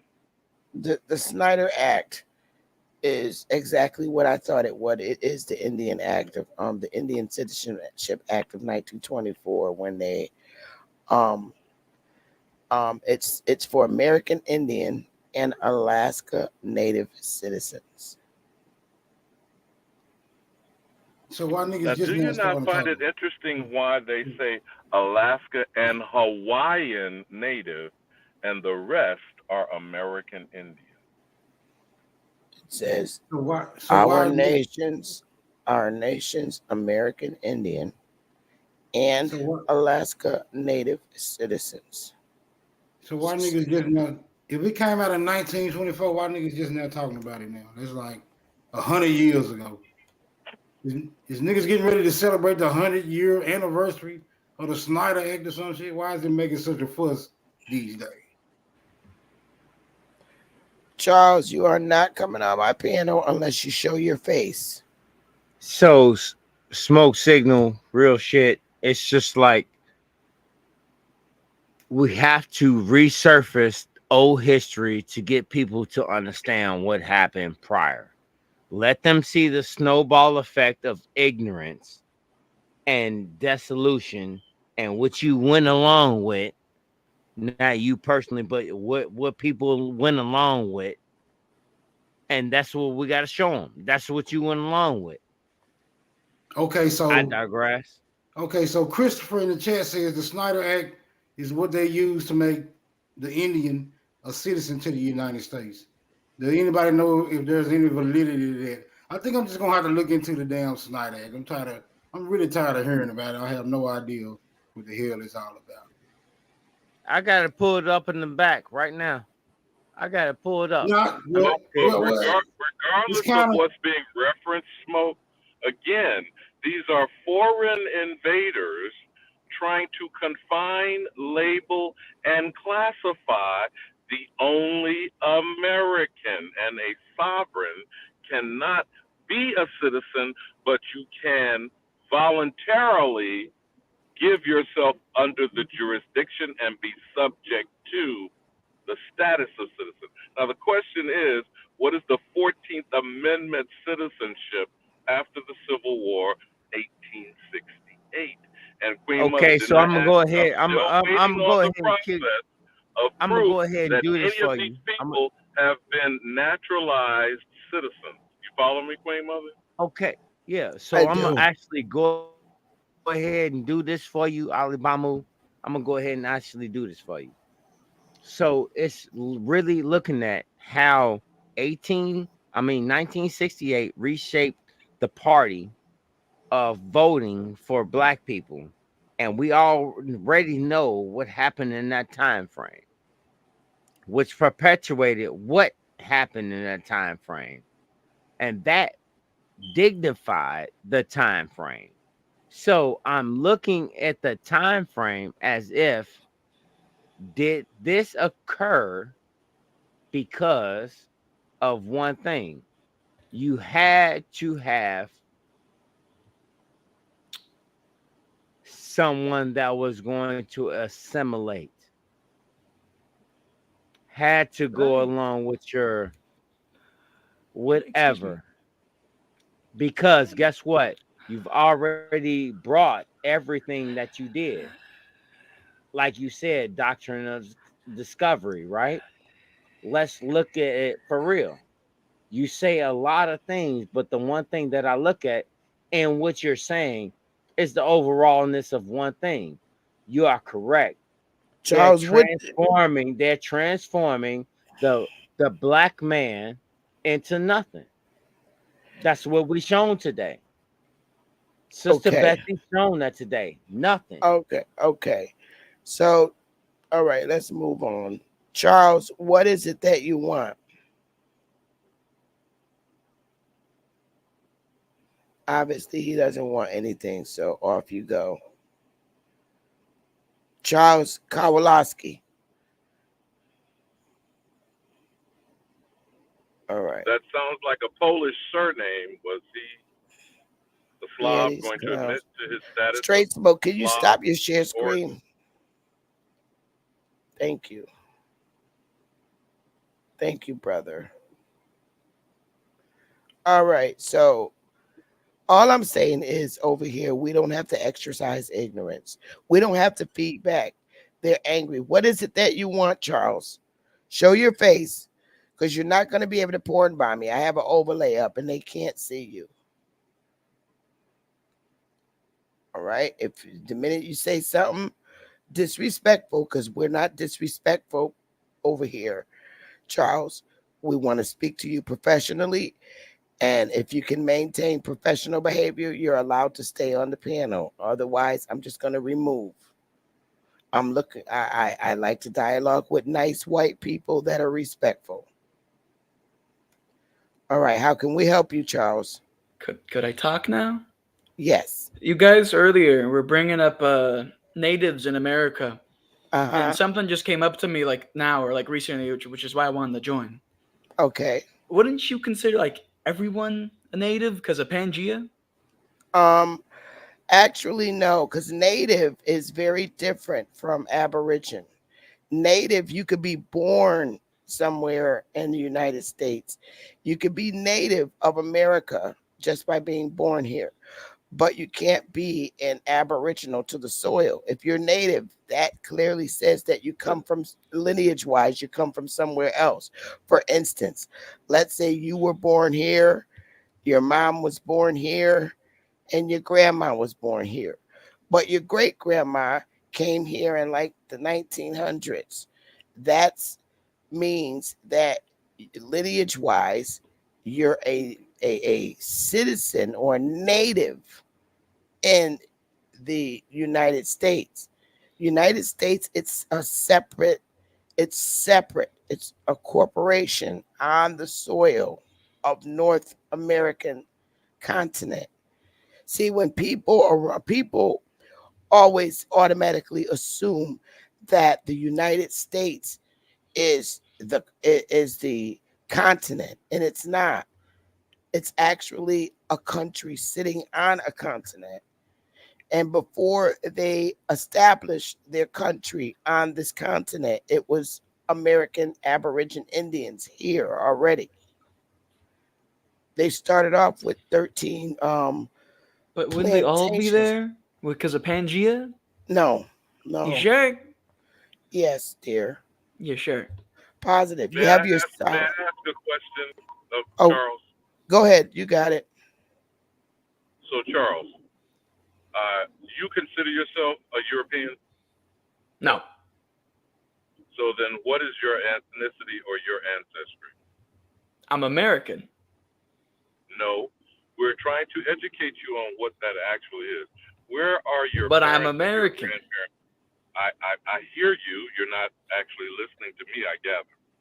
Where are your parents and your grandparents originated from? America. Considering yourself a white or pale-skinned person, Yeah, I'm an American. have you ever designated white on a document or Caucasian in any form or fashion? My in the blood is history red, of white, and your blue. I'm American. Yeah, well, I know you're avoiding to answer the question. So you either are considered a white man, or you're I never a said I racially wasn't. ambiguous person. So again, I'm going to ask you, and I'm really trying to entertain a On conversation. a document with your red, white, and blue on a document. for Straight what? smoke. Let them dialogue, brother. Please. That's rude, man. I'm not used to you being like that, young man. He is tipsy, Queen Mother. I didn't want to call him out on it, but he All right, is yeah. I don't three like sheets that. to the wind. He's Let's three be sheets to the wind. professional. Let's be professional. Now, whether you call yourself white or not, and you operate in a white supremacist society, presumably you have some parentage that came here as an immigrant. Now, you don't have to be forthcoming, but please stop being disingenuous. So if you consider yourself a white man, or you refer to as a white man by others, you are an alien foreigner to America, the landmass. But the You have been documents may say I'm granted white, but I don't say I'm white. citizenship. You have been granted citizenship by birth to the United States. That does not make you aboriginal to this land. That's what she's trying to explain to you. Do you understand that? The documents may say I'm white, but I say I'm not. I don't care about documents. I'm asking you, do you understand what I'm explaining to you? Sure. So if you go by and allow others to refer to you as a white male, and I'm not saying this is not a racist conversation. This is a logical, objective statement that you are participating in a government and in a system of white supremacy that was started under the Vatican and the Doctrine of Discovery. Are you aware of that fact? But I thought the society was run by Jews. I didn't ask you, but I asked you a simple yes or no. Are you aware of the fact of the Doctrine of Discovery? And Would the you consider reason Jews that the white? current Pope, Pope Francis has denounced the Doctrine of Discovery is because all of the government existence in the United States is based on colonialism, stealing the land from the actual Aboriginal or the only American. Can you comprehend, Charles, what I'm trying to explain to you?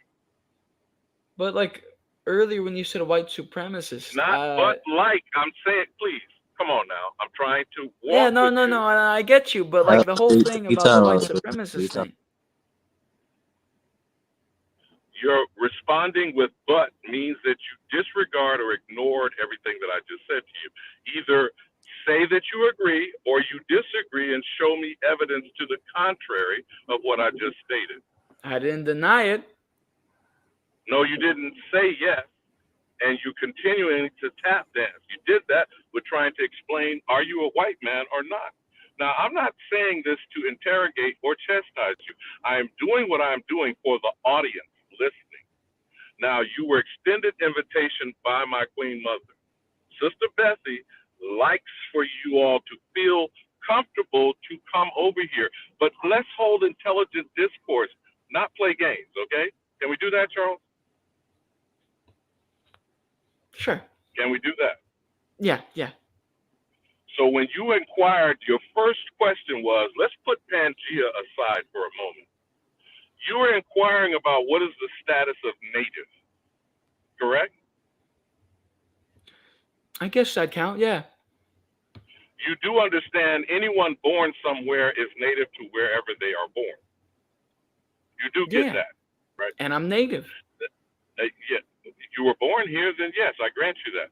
That does not make you aboriginal to the land you were born in if your genetics, your ancestry, is from somewhere else. You follow me where I'm going with this? Yeah. Next, do you agree with the suggested premise that the United States, not America, the United States is a nation of immigrants? Do you subscribe to such a notion? I'd say so, yeah.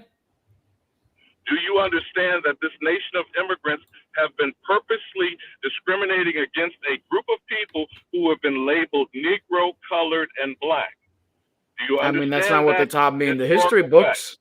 I said, do you understand that historical fact? I wouldn't know.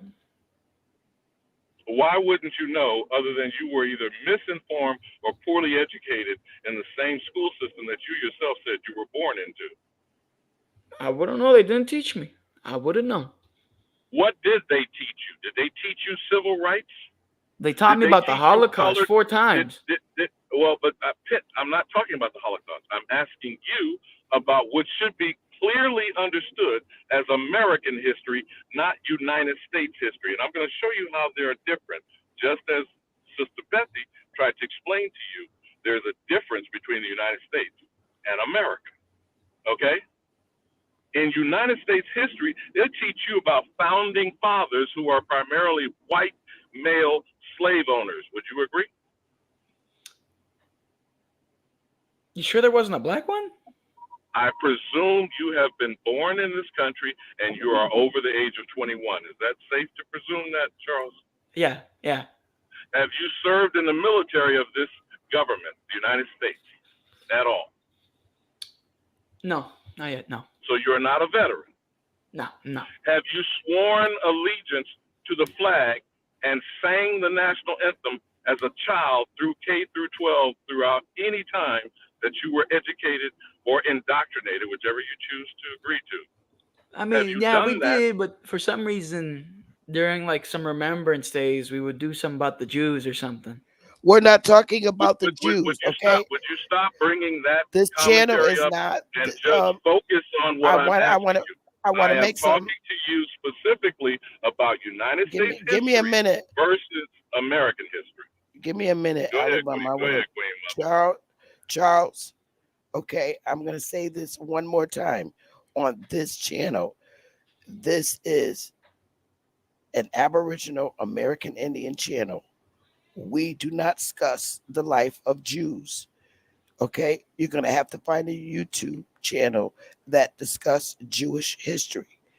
This channel is about our history and only our history.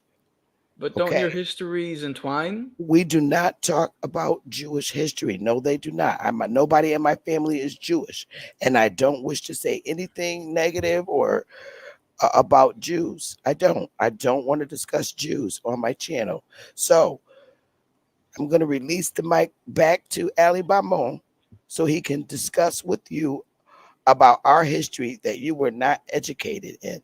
Okay? So, Charles, I again asked you, you are over the age of 21, correct? Yeah. You were born here. I presume you were born in a hospital. Yeah. You were given a birth certificate, and I presume you currently have a Social Security number. I'd say so. And you believe yourself to be an American, but I'm explaining to you that you are a United States citizen. Have you come to comprehend that yet?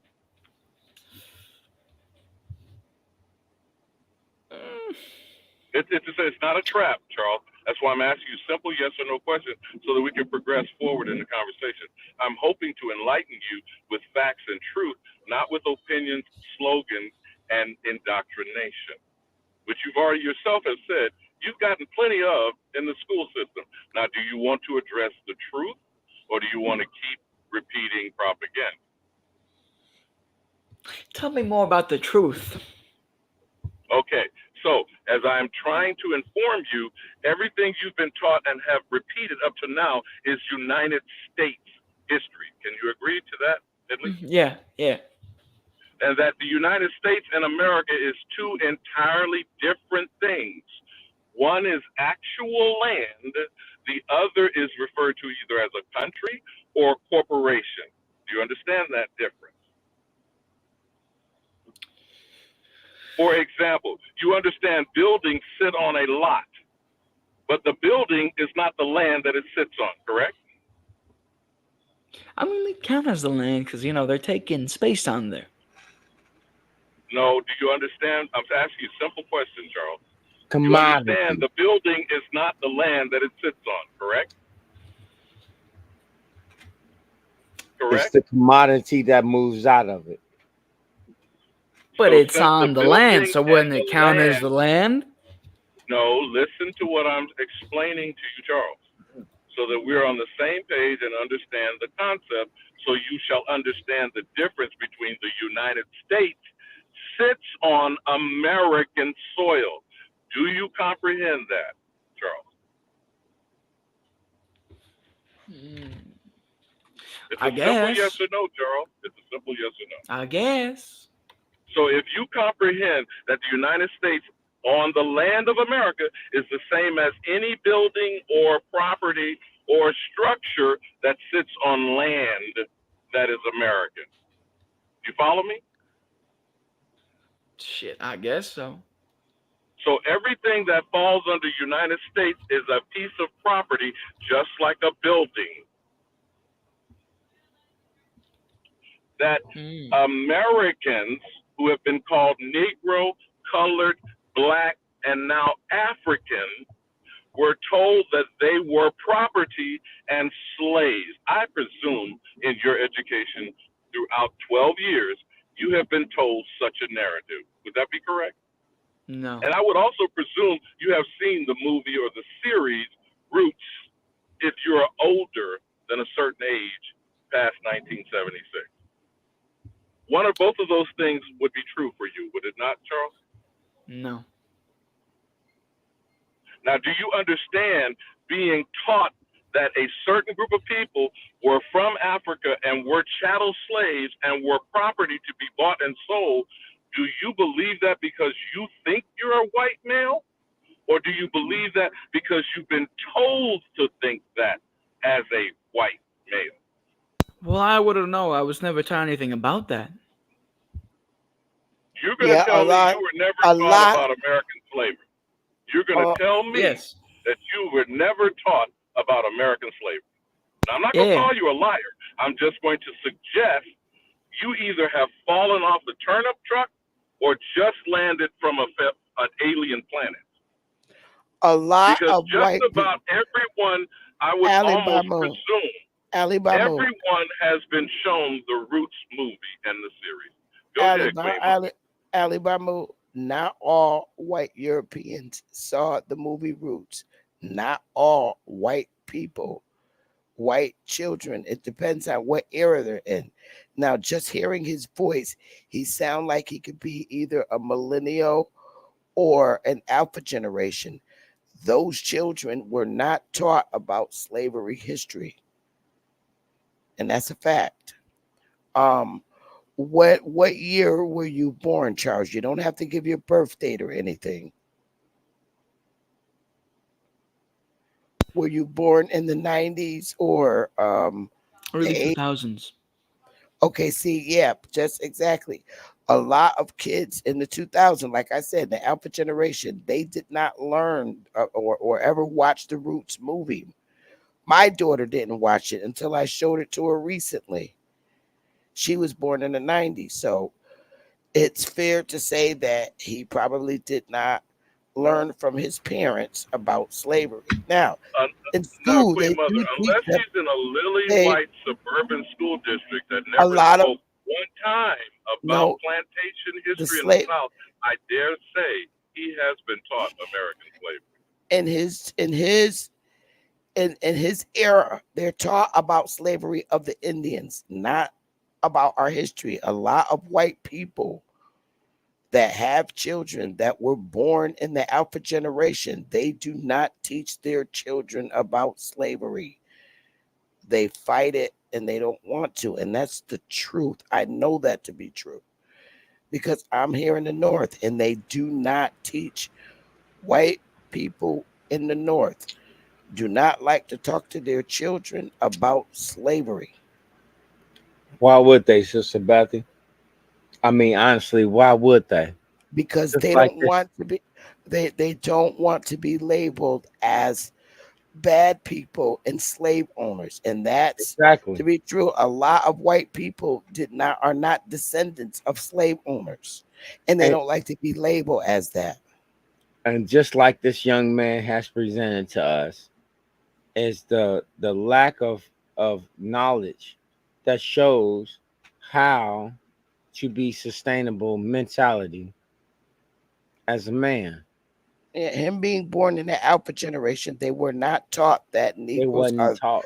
They weren't taught that Negroes are the Indians. They get the same picture as everybody else. The mongoloid looking people that I always show up. That's who they're taught the Indian Could you is. imagine if they were seeing if they watched a Smoke different signal, you world? If straight they watched smoke. a You got I gotta take him off because he's drinking too much.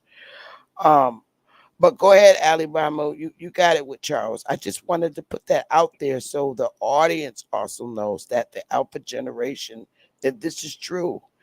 I don't believe he's being arrogant at this point because of his error.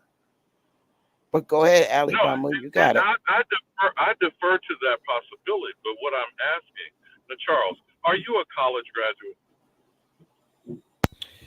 No, I'm not. Have you ever interacted with people you've been told or believed to be black or Negro? I think. When you say you think, I'm trying very hard not to say, I have black friends.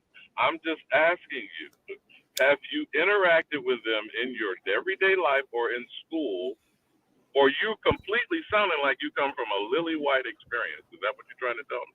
Well, I don't talk to them every day, but I used to know one, I think. If he was black, of course. That would be, I imagine, in high school. Is that what you're saying? Yeah. Now, let's just be, again, I'm not trying to interrogate you, man. I'm just trying to draw the conversation for you because this is the problem in the society of white supremacy and division. Why did you never, of your own accord, go and seek out people who are referred to as Negro, colored, or black and interact with them for your own sake? Why didn't you not establish a friendship or some level of relationship with a person of that group? Because I thought it didn't matter. If it didn't matter, then you should already have a relationship with someone and would be knowledgeable a little bit better than you are showing yourself to be currently. And that's what I'm saying. I'm not saying this to chastise you or judge you. I'm trying to get you to think. Think for a moment, Charles. Are you married? Do you have children? No.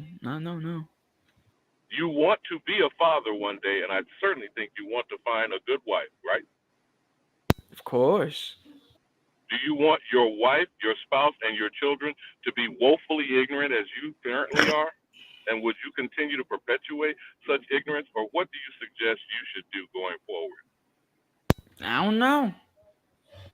Come on, Charles. I'm trying to treat you as an intelligent grown man who's above the age of 21. You're going to tell me you don't know, as a tax-paying United States citizen, whether or not you should know other United States citizens of different ethnic backgrounds, particularly the one that is portrayed as the criminal element of the society or has had a knee on his neck. How did you react to George Floyd in the middle of the pandemic? I mean, from what I heard, he overdosed or something. No. Come on now. Young brother, again, I'm trying to respect you and hope that you actually are having an intelligent conversation. When you saw a man executed, the whole world witnessed on television, and you don't know anyone like him ethnically, how did that strike you, the United States citizen, Charles? I mean, I thought it was a little weird, especially afterwards when I saw all those riots. There were no riots in response to George Floyd. There were What protests. about like the burning buildings and stuff in Minneapolis? Those were separate events. All the looting isolated, that happened right isolated. Okay. Now, I don't want to accuse you of being a Trumper or a programmed individual. I'm hoping you're going to continue and offer an intelligent discussion with me, Charles. You're going to tell me that you had no inkling of police abuse and the treatment of so-called black males in the society before George Floyd. Is that what you're telling? Is that what you're going to lead me to believe? I mean, it's not. I didn't really see anything about it, so I guess so. You're going to tell. Okay, understanding that you were not born during Rodney King, and certainly would only have had historical reference to the Watts riots or any other uprising from the Negro population being bombed, dogs being sicked on them. So you weren't shown any of that film in your school upbringing in school. Okay. You've never seen footage of the civil rights movement. I want to step in here for a minute. I want to step in for a Go minute. ahead, Queen Mother, because I'm really Well, believing okay. he's on the borderline trolling now. No. You got to understand something. This young man stated that he was born in 2000. We're only in 2023. Okay. So when did this happen to George Floyd? What year? 2020. But he was 20 years old. He was 20 years old. Whatever month you were born in. Wait. He didn't say he was born in 2000. He was born in the 2000s. So what year would that be, Charles? You are how old today? 21? I asked earlier if you were over 21. That would mean he was born in 2000 if he's over 21. Born in 2001. Okay. So you're 22. Right. Yeah. So now take off. This happened. That means he was 19 when George Floyd was executed for the world to see. And you're going to tell me that had nothing. It had absolutely no effect. Hold up. He was a 19-year-old young man. He is post high school. Okay. Post high school. So if he did see it, the young man is getting his information from the media. He's hearing one side story. And then God knows who he is surrounding his age in his community that's putting even more negative stuff in his head about this George Floyd incident. He was a kid, post high school. All right. So at this point, I want to cease from being this hard on this young man who's probably not even over 25 at this point. All right. And I would do that for any race that comes on this panel. whether they're aboriginals like us, whether they're any race. Okay, I want to give him the benefit of the doubt. And perhaps it could be some shameful things that he's learned that he doesn't want to discuss because he is not from our community. So he's not going to exercise the same emotional thoughts that we have in our community because it's not one of his. So let's move on and ask him other questions. Let's teach him about our history, because if we don't tell him about our history, somebody else is going to give them their own personal opinion about our history. So, Which he's already getting that. Now, right. from your source of So, media intake, do you do social media or do you watch any of the major network news, Charles? I mean, Your during the George primary Floyd source stuff, of it was information mostly in from general, Fox in News. general, I just like to be nice to people. Okay, I don't like to interrogate people. I don't, because I like to get in the heads of our people. I like to get in the heads of foreigners too. And I much rather teach him the truth about our history rather than to scold him and assume that he knows things that he probably literally don't. And he probably hears a one-sided racist side from the people he's around. So I'm going to say this to you, young man.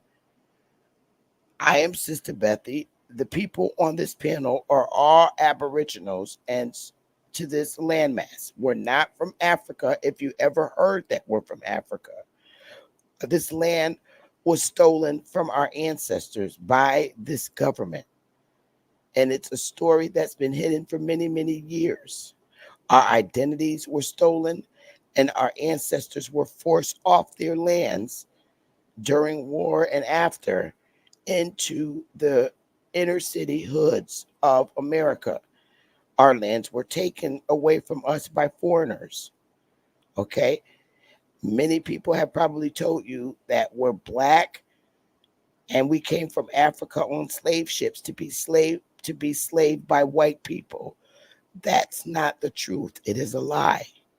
So I'm telling you this because this is something that you probably haven't learned in your community about our people. All right. Do you hear that part? Do you understand that part, young man? I guess. Okay. So now you know you're hearing from my side. I don't know what you've heard in the community that you were raised in, but I'm telling you our story and I'm being humble at this point. So I don't know if you have any other questions that you would like to ask. Well, my only other question to him was he in a suburb and is he from the north or the south? Just tell what state were you born in and where do you currently reside, Charles?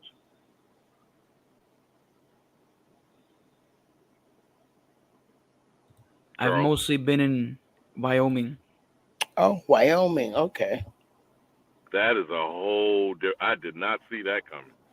Wow. Okay.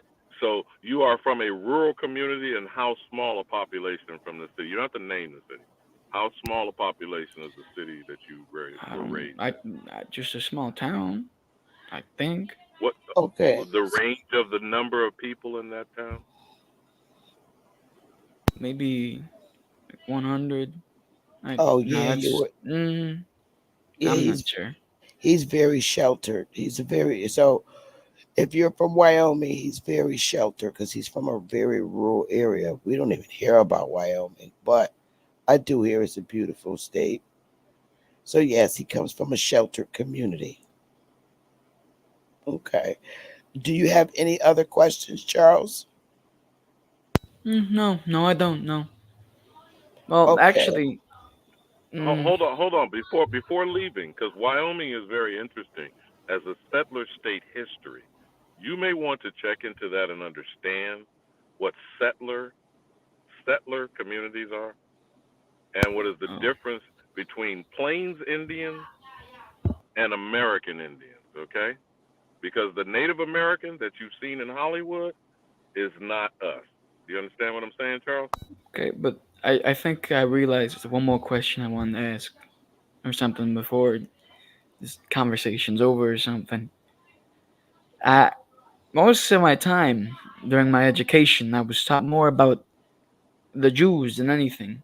Could you shed a light on that or something? You know?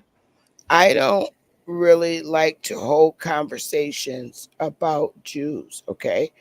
I have nothing against Jews. I have a lot of friends who are Jewish that I worked with for many years. And I do know a little bit about their history. And I don't wish to speak about it on YouTube because when you do, YouTube really censors and they tend to give you strikes. So my experience with Jews has always been positive. I've never had, any bad experience with people in the Jewish community, and that's a fact. So what I could recommend to you is, you can look online about Jewish history. There's a ton of information about Jewish history and Jewish communities. But on this channel, I'm sorry, I would not be able to, give you a rundown about the Jewish community. Now, like I said, my only experience with people from the Jewish community has always been very positive. I've in my life, I found them to be a very resourceful community of people. But that's all I personally have about Jews.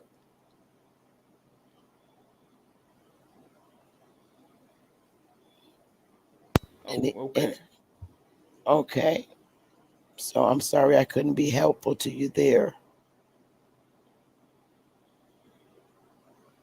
Any other questions? That was mainly it, because you guys went on this whole thing about how I wasn't taught all this, but I've been taught so much about Jews. Yeah, I've never had, like extended lessons about Jewish community. I'm sorry I couldn't be helpful to you.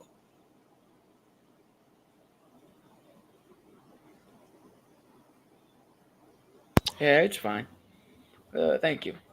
You're welcome, and have a great evening. Well, it's morning here where I am, so but anyway, you guys, smash the like button. I'm on my way out of here. I want everybody to have there's someone named Bill back here. Let's see if I don't know how this is going to turn out. Hi, Bill. How can I help you? Oh, hello there. How's it going? Pretty good. How can I help you? Oh, I just wanted to talk about the topic tonight. I heard so far about what's his name? Ali Bamu. Ali Bamu said a lot of great things, and I just want to give credence to that guy, to that fellow right there. He's really talked a lot about real history, and I appreciate everything he's saying. So I don't know if he's still in here, but yeah, good talking, dude. Ali Bamu.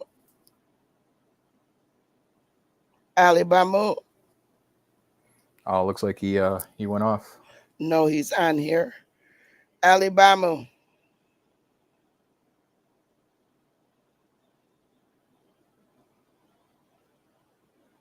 Okay, I don't know. He's probably in a bad area, Bill.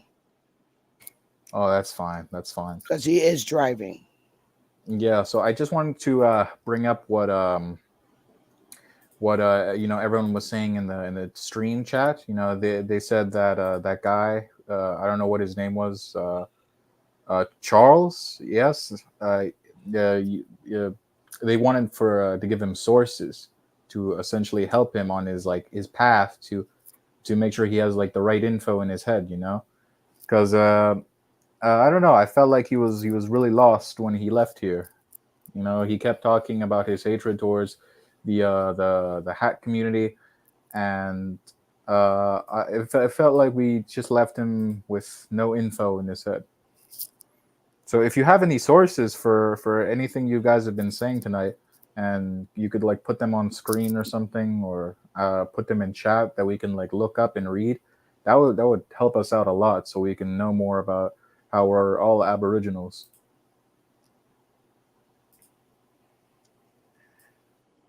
Well, Queen Mother, let me apologize if I came across with my tone that's sounding interrogating or harsh. Because in the wake of all of that trolling of the other individuals, right, I maybe know the that's false a presumption trigger. I Right, that's a gave. trigger. I get it. It's okay. You're fine, sweetheart. You do not have to explain. I understand. It was a trigger from your earlier communications. But there's a gentleman on here that's named Bill that's complimenting you. Yeah, I just wanted to say Bill, you did okay, a. I was slightly going possibly through a hunky hole, so you may not have heard exactly what you were saying. But if you were inquiring about documentation or sourcing, if I understood the last part of your commentary. Yes, sir. Now, are you over 21? I don't sound like I'm getting interrogated Yes. again. yes, I am. Okay. You do understand the significance between the difference of the United States and America, the land. Of course. I came in here just to thank you for spreading so much info that you have on us. Like, really, you've been doing a great job. I know you got a lot of haters tonight who've been doing a lot of bad stuff, but you just got to ignore them. You just got to keep moving it through the motions. It can be taxing and very wearying.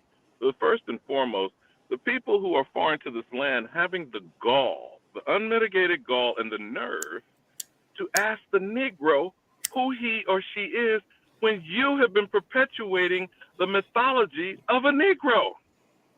You do understand? Bill, is it? Bill's your name? Amen. Do you Yes. understand that the Negro is a construct or an invention? Would you agree? Yes, I know all about that. I studied it a bit myself. Okay, so you do have the book, The Miseducation of the Negro by Dr. Carter G. Woodson. You familiar with that? Yes, I do believe I have that in my personal library right now. Yes. Okay, the title, it should be self-explanatory, but do you understand what a miseducated Negro may happen to be? Yes. They would think that they are, I believe, African American. First of all, a slave. A slave. You can put Yes. the African side aside for a moment. Because they will be taught things like, have you ever read Booker T. Washington's Up from Slavery? I don't believe I have now. Do you have a copy of W.E. Du Bois' Souls of Black Folk? I'm using this to kind of answer your question, Bill, and show you how the propaganda is real for the so-called Negro in America. And they're digging themselves out of the muck and the mire of the lies and propaganda of the United Snakes. That's what I call it. The United Snakes of America. And the Negro has been convinced they are not the American nor the descendants of the only American. Do you understand what I'm saying, Bill? Hey, And why I'm DJ. saying what I'm saying? Do you, Bill? Do you understand that? I'm Yes, just of talking about the course. concept for itself. Yeah. So when Oh, sorry. Continue.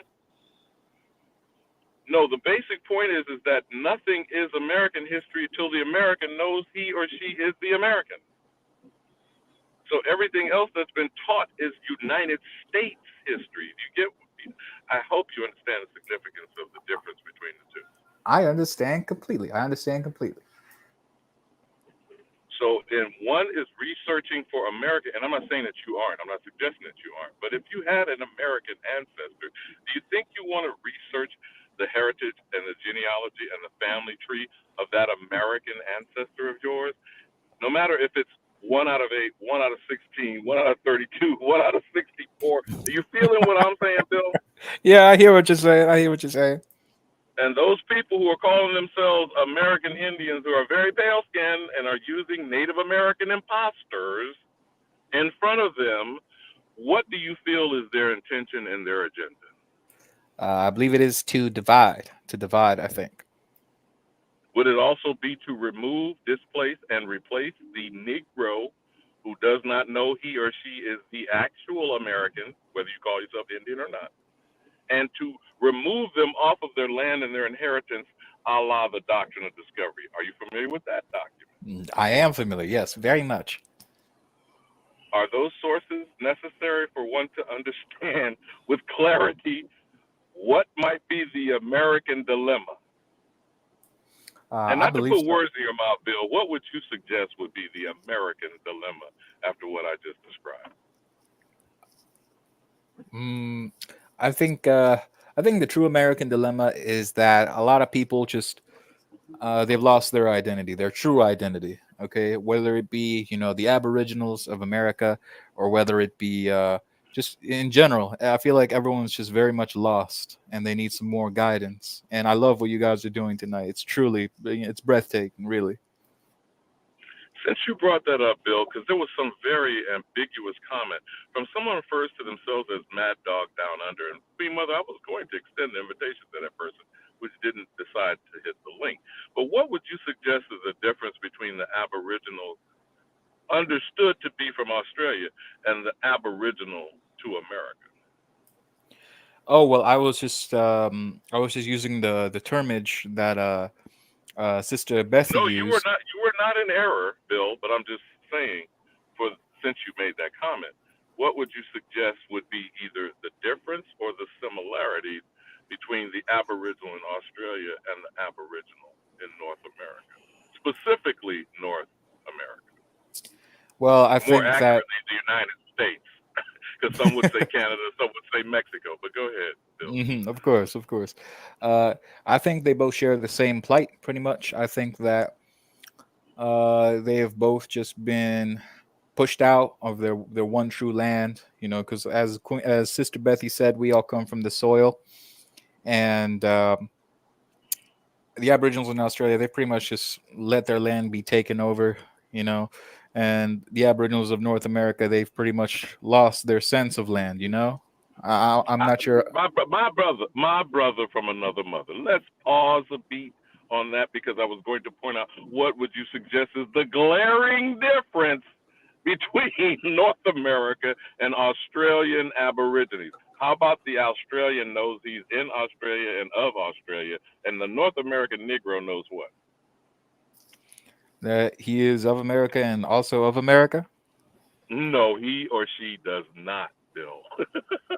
I'm sorry. I'm not really well versed on this. I'm sorry. No, that's okay, my good brother. But do you get the premise of why I'm proposing it that way? I understand completely. So if we are suffering, and I've said this eons many times, and people don't necessarily get it, identity crisis is a thing. Identity theft is real. And it is actually the #1 federal crime. Did you know that? Not murder, not kidnapping, not the R word, not child molestation. The #1 federal crime, Bill, is identity theft. Do you find that interesting? Of course, of course. But personally, I like to think that the real major federal crime is that, there's a lot of Jews in control of everything in the world right now. You do know that comment is flag on the play in Sister Bethy's platform. You do understand that, Bill, right? Oh no, I just wanted to reiterate what the last person I got said. you on that, but just for your own edification, we do not that they are a protected class per se here, but for the sake of our good sister's channel not being struck, we refrain from referencing the small head community or the ish folk who have or have not proven themselves to be friend of the Negro, in my argument, Bill, not an alien enemy to the American. Now, I'll land on this one last point, and you can chop it up as you choose, Bill. People who are waving the red, white, and blue, which, by the way, is not the flag of America, it is the United States battle flag. That's why it's called the Star-Spangled Banner. Amen. People who wave that thing and call themselves American are stealing my identity. Do you understand me, Bill? I understand completely. And if you are committing identity theft, you committed first a federal crime under this criminal enterprise, the United States government, and you are violating me under Article 3 in my right to self-determination, because I should be able to declare what I am by birth. Would you agree? I agree. I agree. And if you continue to steal my identity or work to replace me, displace me, and disenfranchise me, you are violating Article 11 of the ADRIP that helps me prevent all forms of extinction, extermination, or genocide. Now, I don't say that you're doing that, Bill, but now maybe some things are being done innocently out of ignorance. But should I tolerate it if it's ignorance or purposeful? Does it really matter? Is there really a difference? No, I don't think so. So you do see how you heard some of the hurt responses and the howling dogs who were hit by the stick of truth earlier in this conversation going on tonight? And I should be offended by that, or should I tolerate it, or should I spend more time worrying on others distracting me from dealing with the core issue is the American dilemma. You feel where I'm going, what I'm going, Of what course. I'm saying, Bill? Yep, of course. I understand So completely. if I don't prioritize me, who will? Not the Jews. Oh, come on, brother. Let's stop flag on the play, okay? Okay, All I'm all right. saying, The small not to hat community. My bad. differentiate any foreigner. I can't say this enough, Bill.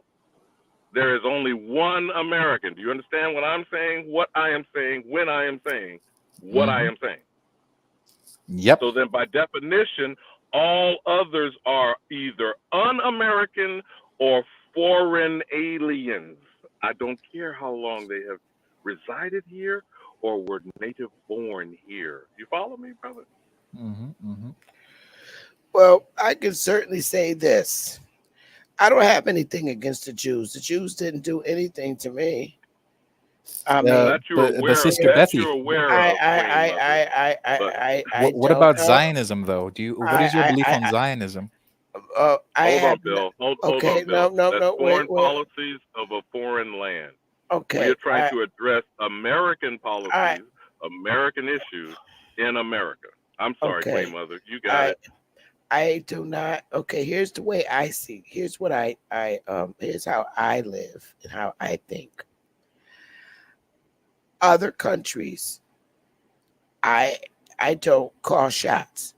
I don't live in those land masses. It has nothing to do with me. My only concern is the North American landmass. I don't care about what goes on in other countries. Those are not my wars. I have nothing to do with it. I have no say-so whatsoever. The only, and guess what? I don't have a problem with foreigners that are citizens in the United States, no matter what their race is. The only time I get offensive is when someone who is not from this landmass tries to tell me about my history and who I am. That's when I take on defense. But as far as things that are going on around the world, it doesn't affect me. I don't think about it. I have nothing to do with it. If I sat up all night and worried about what went on, what goes on in other countries, I would never get any sleep. I mind my business and only, worry about my own individual family. So I don't have anything to say about anything that's going on a landmass that I have nothing to do with. I don't even know anybody over in that part of the world.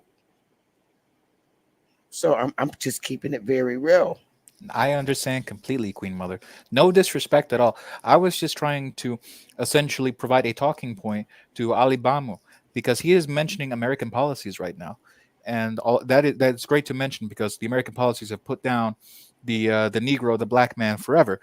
But no, the policies that you're speaking of are in the United States. It has nothing to do with America. Okay, I know, but let me finish, please. No disrespect, but there is a massive influx of people of how how do you say, the small hat community in power positions in the United States. The Federal Reserve is run entirely by small hats, Zionists. Okay, so let me say this again.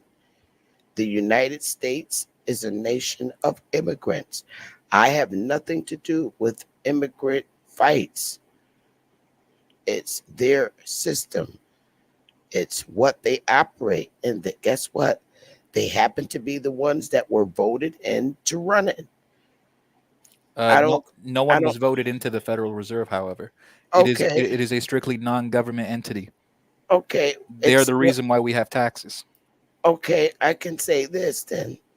It's still part of the United States, and it has it's like the central area of the United States.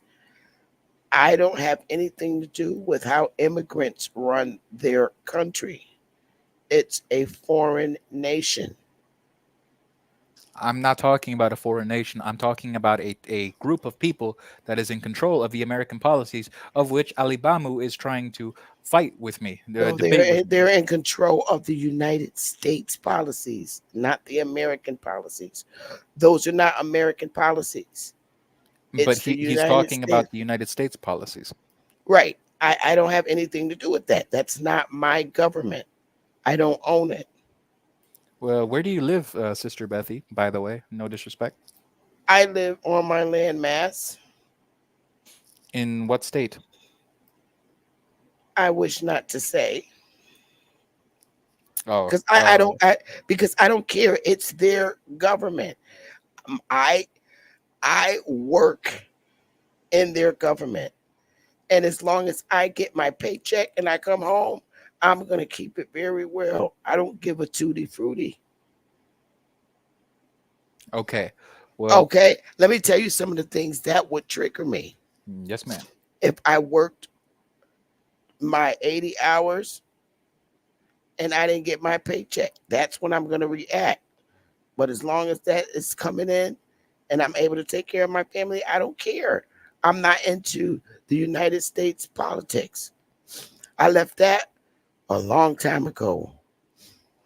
I left that when Trump came in office. I got out of politics. I don't do it. It doesn't benefit me. Completely understandable, Queen Bethy. But we were having a current discussion about, identity theft, and that has to pertain to the United States policies. And the United States policies are currently controlled by the little hat community. And again, I mean no disrespect. I'm not racist, but I just want to make sure that we're getting that point across. Like, I'm not talking about the land of Israel. I'm not talking about the entire little hat community, but there is a strong presence of it controlling the United States policies that are affecting the identity theft of the Negro youth and the Negro population in general. And we have to recognize that, I believe. I read, never mind, continue. So there are civil things that I can do that this government has imposed on my family. And I'm handling that now. And guess what? I don't have any weapons of mass destruction. I'm not sending out any threats. I'm handling the matter for myself in a civil manner. I'm a citizen in the United States. So the way I handle things is in a civil manner. That has nothing to do with the rest of the world. That's my individual issue that I'm going to deal with this government on my own. And I'm not calling anybody in to help me. At this point, it's to each his own. You either want to fix the problem that's been hindering you, or you want to just sit on YouTube and talk about it. And what I'm doing now is taking care of what I need to rectify the problem that's been hindering me all my life. And I'm doing it in a civil manner. That's the way I operate. I don't need anyone to come and protest with me in front of government buildings. I'm handling it. I've already done that. I've already protested like I was supposed to. Now I'm still in action mode. And guess what? It's being done peacefully. That's how I operate. That's how I move. I completely understand. I'm not trying to essentially talk about civil matters. I'm just trying to bring up the policies and who is in charge of those policies. And that's okay. It doesn't matter who's in charge of it. I don't care if it was a brown guy in charge of it. If he's in charge of it and he's enforcing those things, I'm gonna go to him too. And Yes, deal with exactly. it in a civil manner. It doesn't matter who is controlling it. There's a process in the United States to handle things like this, and I'm following that process. So now I have to wait until the manner until the job is done. I'm already working on it, so I have to wait. Amen. Amen. I'm proud of you. Ali Bamu said that there is a strong influx of white supremacy in the United States right now. Going back on what he said about George Floyd being executed and everything, he said that white supremacy is pretty much very prevalent. But I just wanted to essentially ask him a question of where is it coming from? Because if the government is ran entirely by the small hat community, the Zionists, then who is perpetrating the white supremacy? Because I know they are not white. Could you be so kind as to refrain from making those continued references? And I know the Queen Mother can protect herself, but I'm asking you more than once if you would stop making reference to this particular community, besides the fact the heightened tensions from this conflict that's being perpetuated for division across this nation. Now, I'm not going to accuse you of doing that, Bill. I'm just going to ask you kindly to refrain from constantly referencing this particular community. Could you do that? But you mentioned can white continue. supremacy as well. I don't see them as white supremacy at all. I don't see the Jews as white supremacy. Well, You in don't see the Jews as white people? Palestine, under Zionism, I that don't. is considered They are that. So they are white people, but I don't see them as white supremacy. I do not. Why do they hate white people? the then? policy of I Zionism don't- has been equated with apartheid and white supremacy in America. It is being Okay. equated as such in the United Okay, States. so I'm But I going don't want to say address this. that. That's why I'm asking I'm Bill. going to say this on my channel. I have not had any negative experiences with anyone from the Jewish community ever in my life. The only people that I've had problems with in my life is and many different jobs that I've had, they were not Jews. They were other types of white Europeans. I never had any problems with Jews. Jews have always been very nice to me in my life. They've never been nice to me. I'm sorry that that's been your experience. I'm very sorry.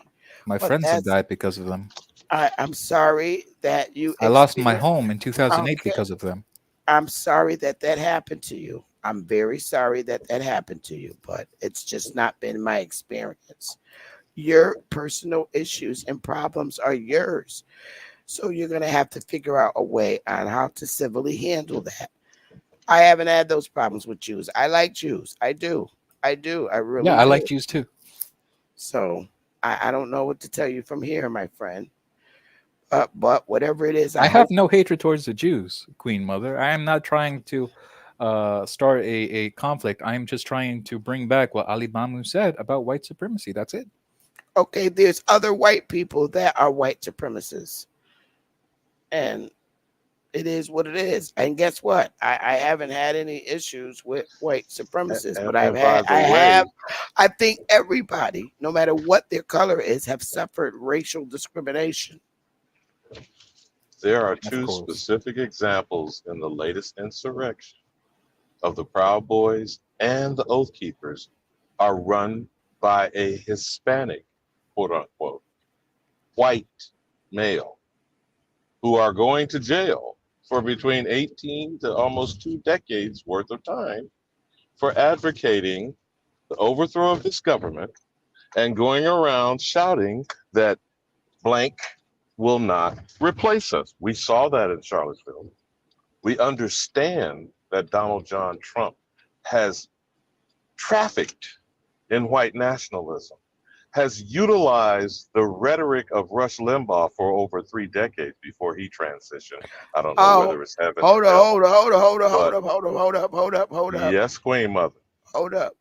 I like Rush Limbaugh. I talked to Rush Limbaugh on the phone so many times. I like Rush Limbaugh. And guess what? Did you know that all Rush Limbaugh's security guards and bodyguards are aboriginals? Did you know that? That No, talk I show, didn't. that talk show that Rush Limbaugh had was nothing more than just like having a YouTube channel. And he was very good at it. He knows how to create content. And Rush Limbaugh knows me by first name. So I think at this point it's 4. We've been on for 4 hours, and I want to end All I this was session. dressing Sister Bethy and I shall Hold, hold, land my hold, hold, plane hold on up. this. Hold up. I want to land the plane, and everybody get some rest. I'm going live tomorrow with a sister that I agreed to do a live segment with tomorrow at 6 p.m. And I want to end it right here because I'm not going to allow my channel to be targeted for ignorance. I enjoy all races of people coming up dialoguing with me as long as they're mature. The You Jews know, consistently divide the American populace every single day. They I'm control sorry that both you sides. feel that. Okay, so I'm sorry you feel that way. Again, Bill, that's not been my experience with Jews. I've always had good experiences with Jews. And I think maybe about 3 years ago, I told a story about a Jewish rabbi who I was very cool with at my job. And I was in a very difficult time of my life when I was, I want to say I was about 33 years old. And I was struggling in my finances. And he did not know it, but he always knew that I came to work on time or early. I was always early coming to work. And he was a Jewish rabbi. He was also a genealogist. And he was so used to me coming in at like a half hour early so I could drink my coffee. And one morning, I came in like 15 minutes late. He didn't say anything. And I kept coming in like 15 and 20 minutes later than usual. And finally, he's like, wow, are you oversleeping? And I'm like, no. And I finally told him the truth that my car was repossessed. And the next day, that man came to work and gave me a blank check and said, go and buy yourself a brand new car. And I thought it was a joke at first. Come to find out, him and his brothers were millionaires. And I went to the car dealership and bought a car off the lot.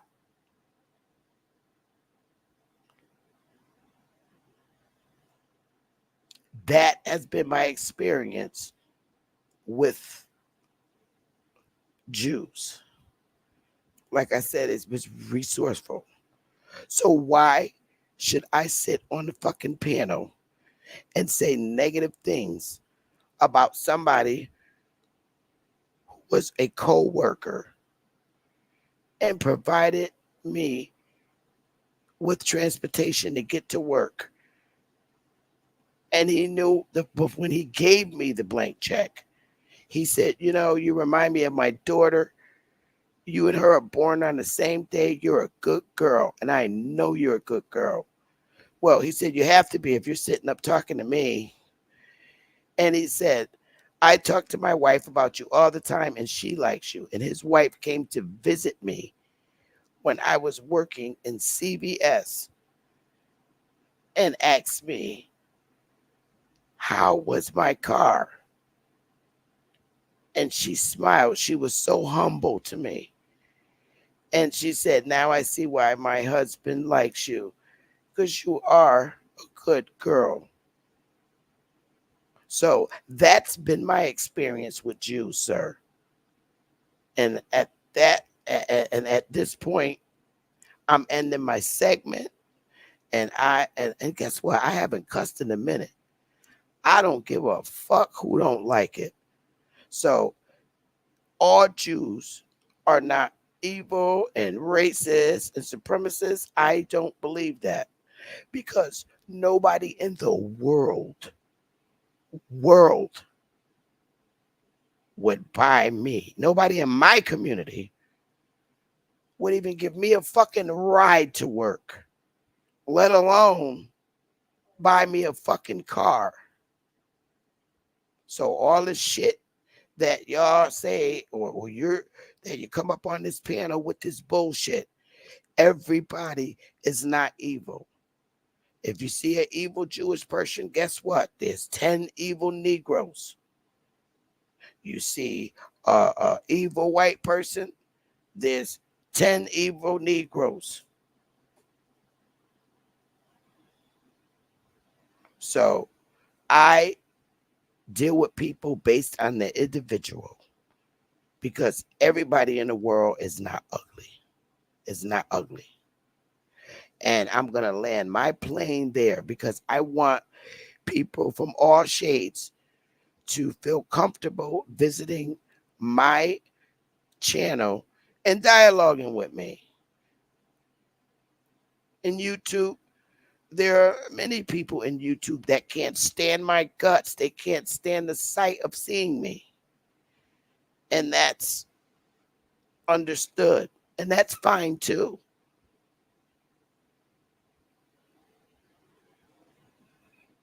So I'm closed. That's my closing statement.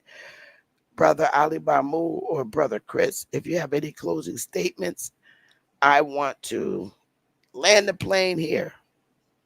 I won't hit you with the Soul Train. Just peace, love, and Afro Sheen hair grease. Everyone have a good night and get plenty of sleep. I'll say honor, love, and respect to the entire chat room. I appreciate y'all for dialoguing with me. I'll be on tomorrow night with a sister who I think is a wonderful individual. And we're going to have a really nice dialogue tomorrow. And I hope you can tune in tomorrow.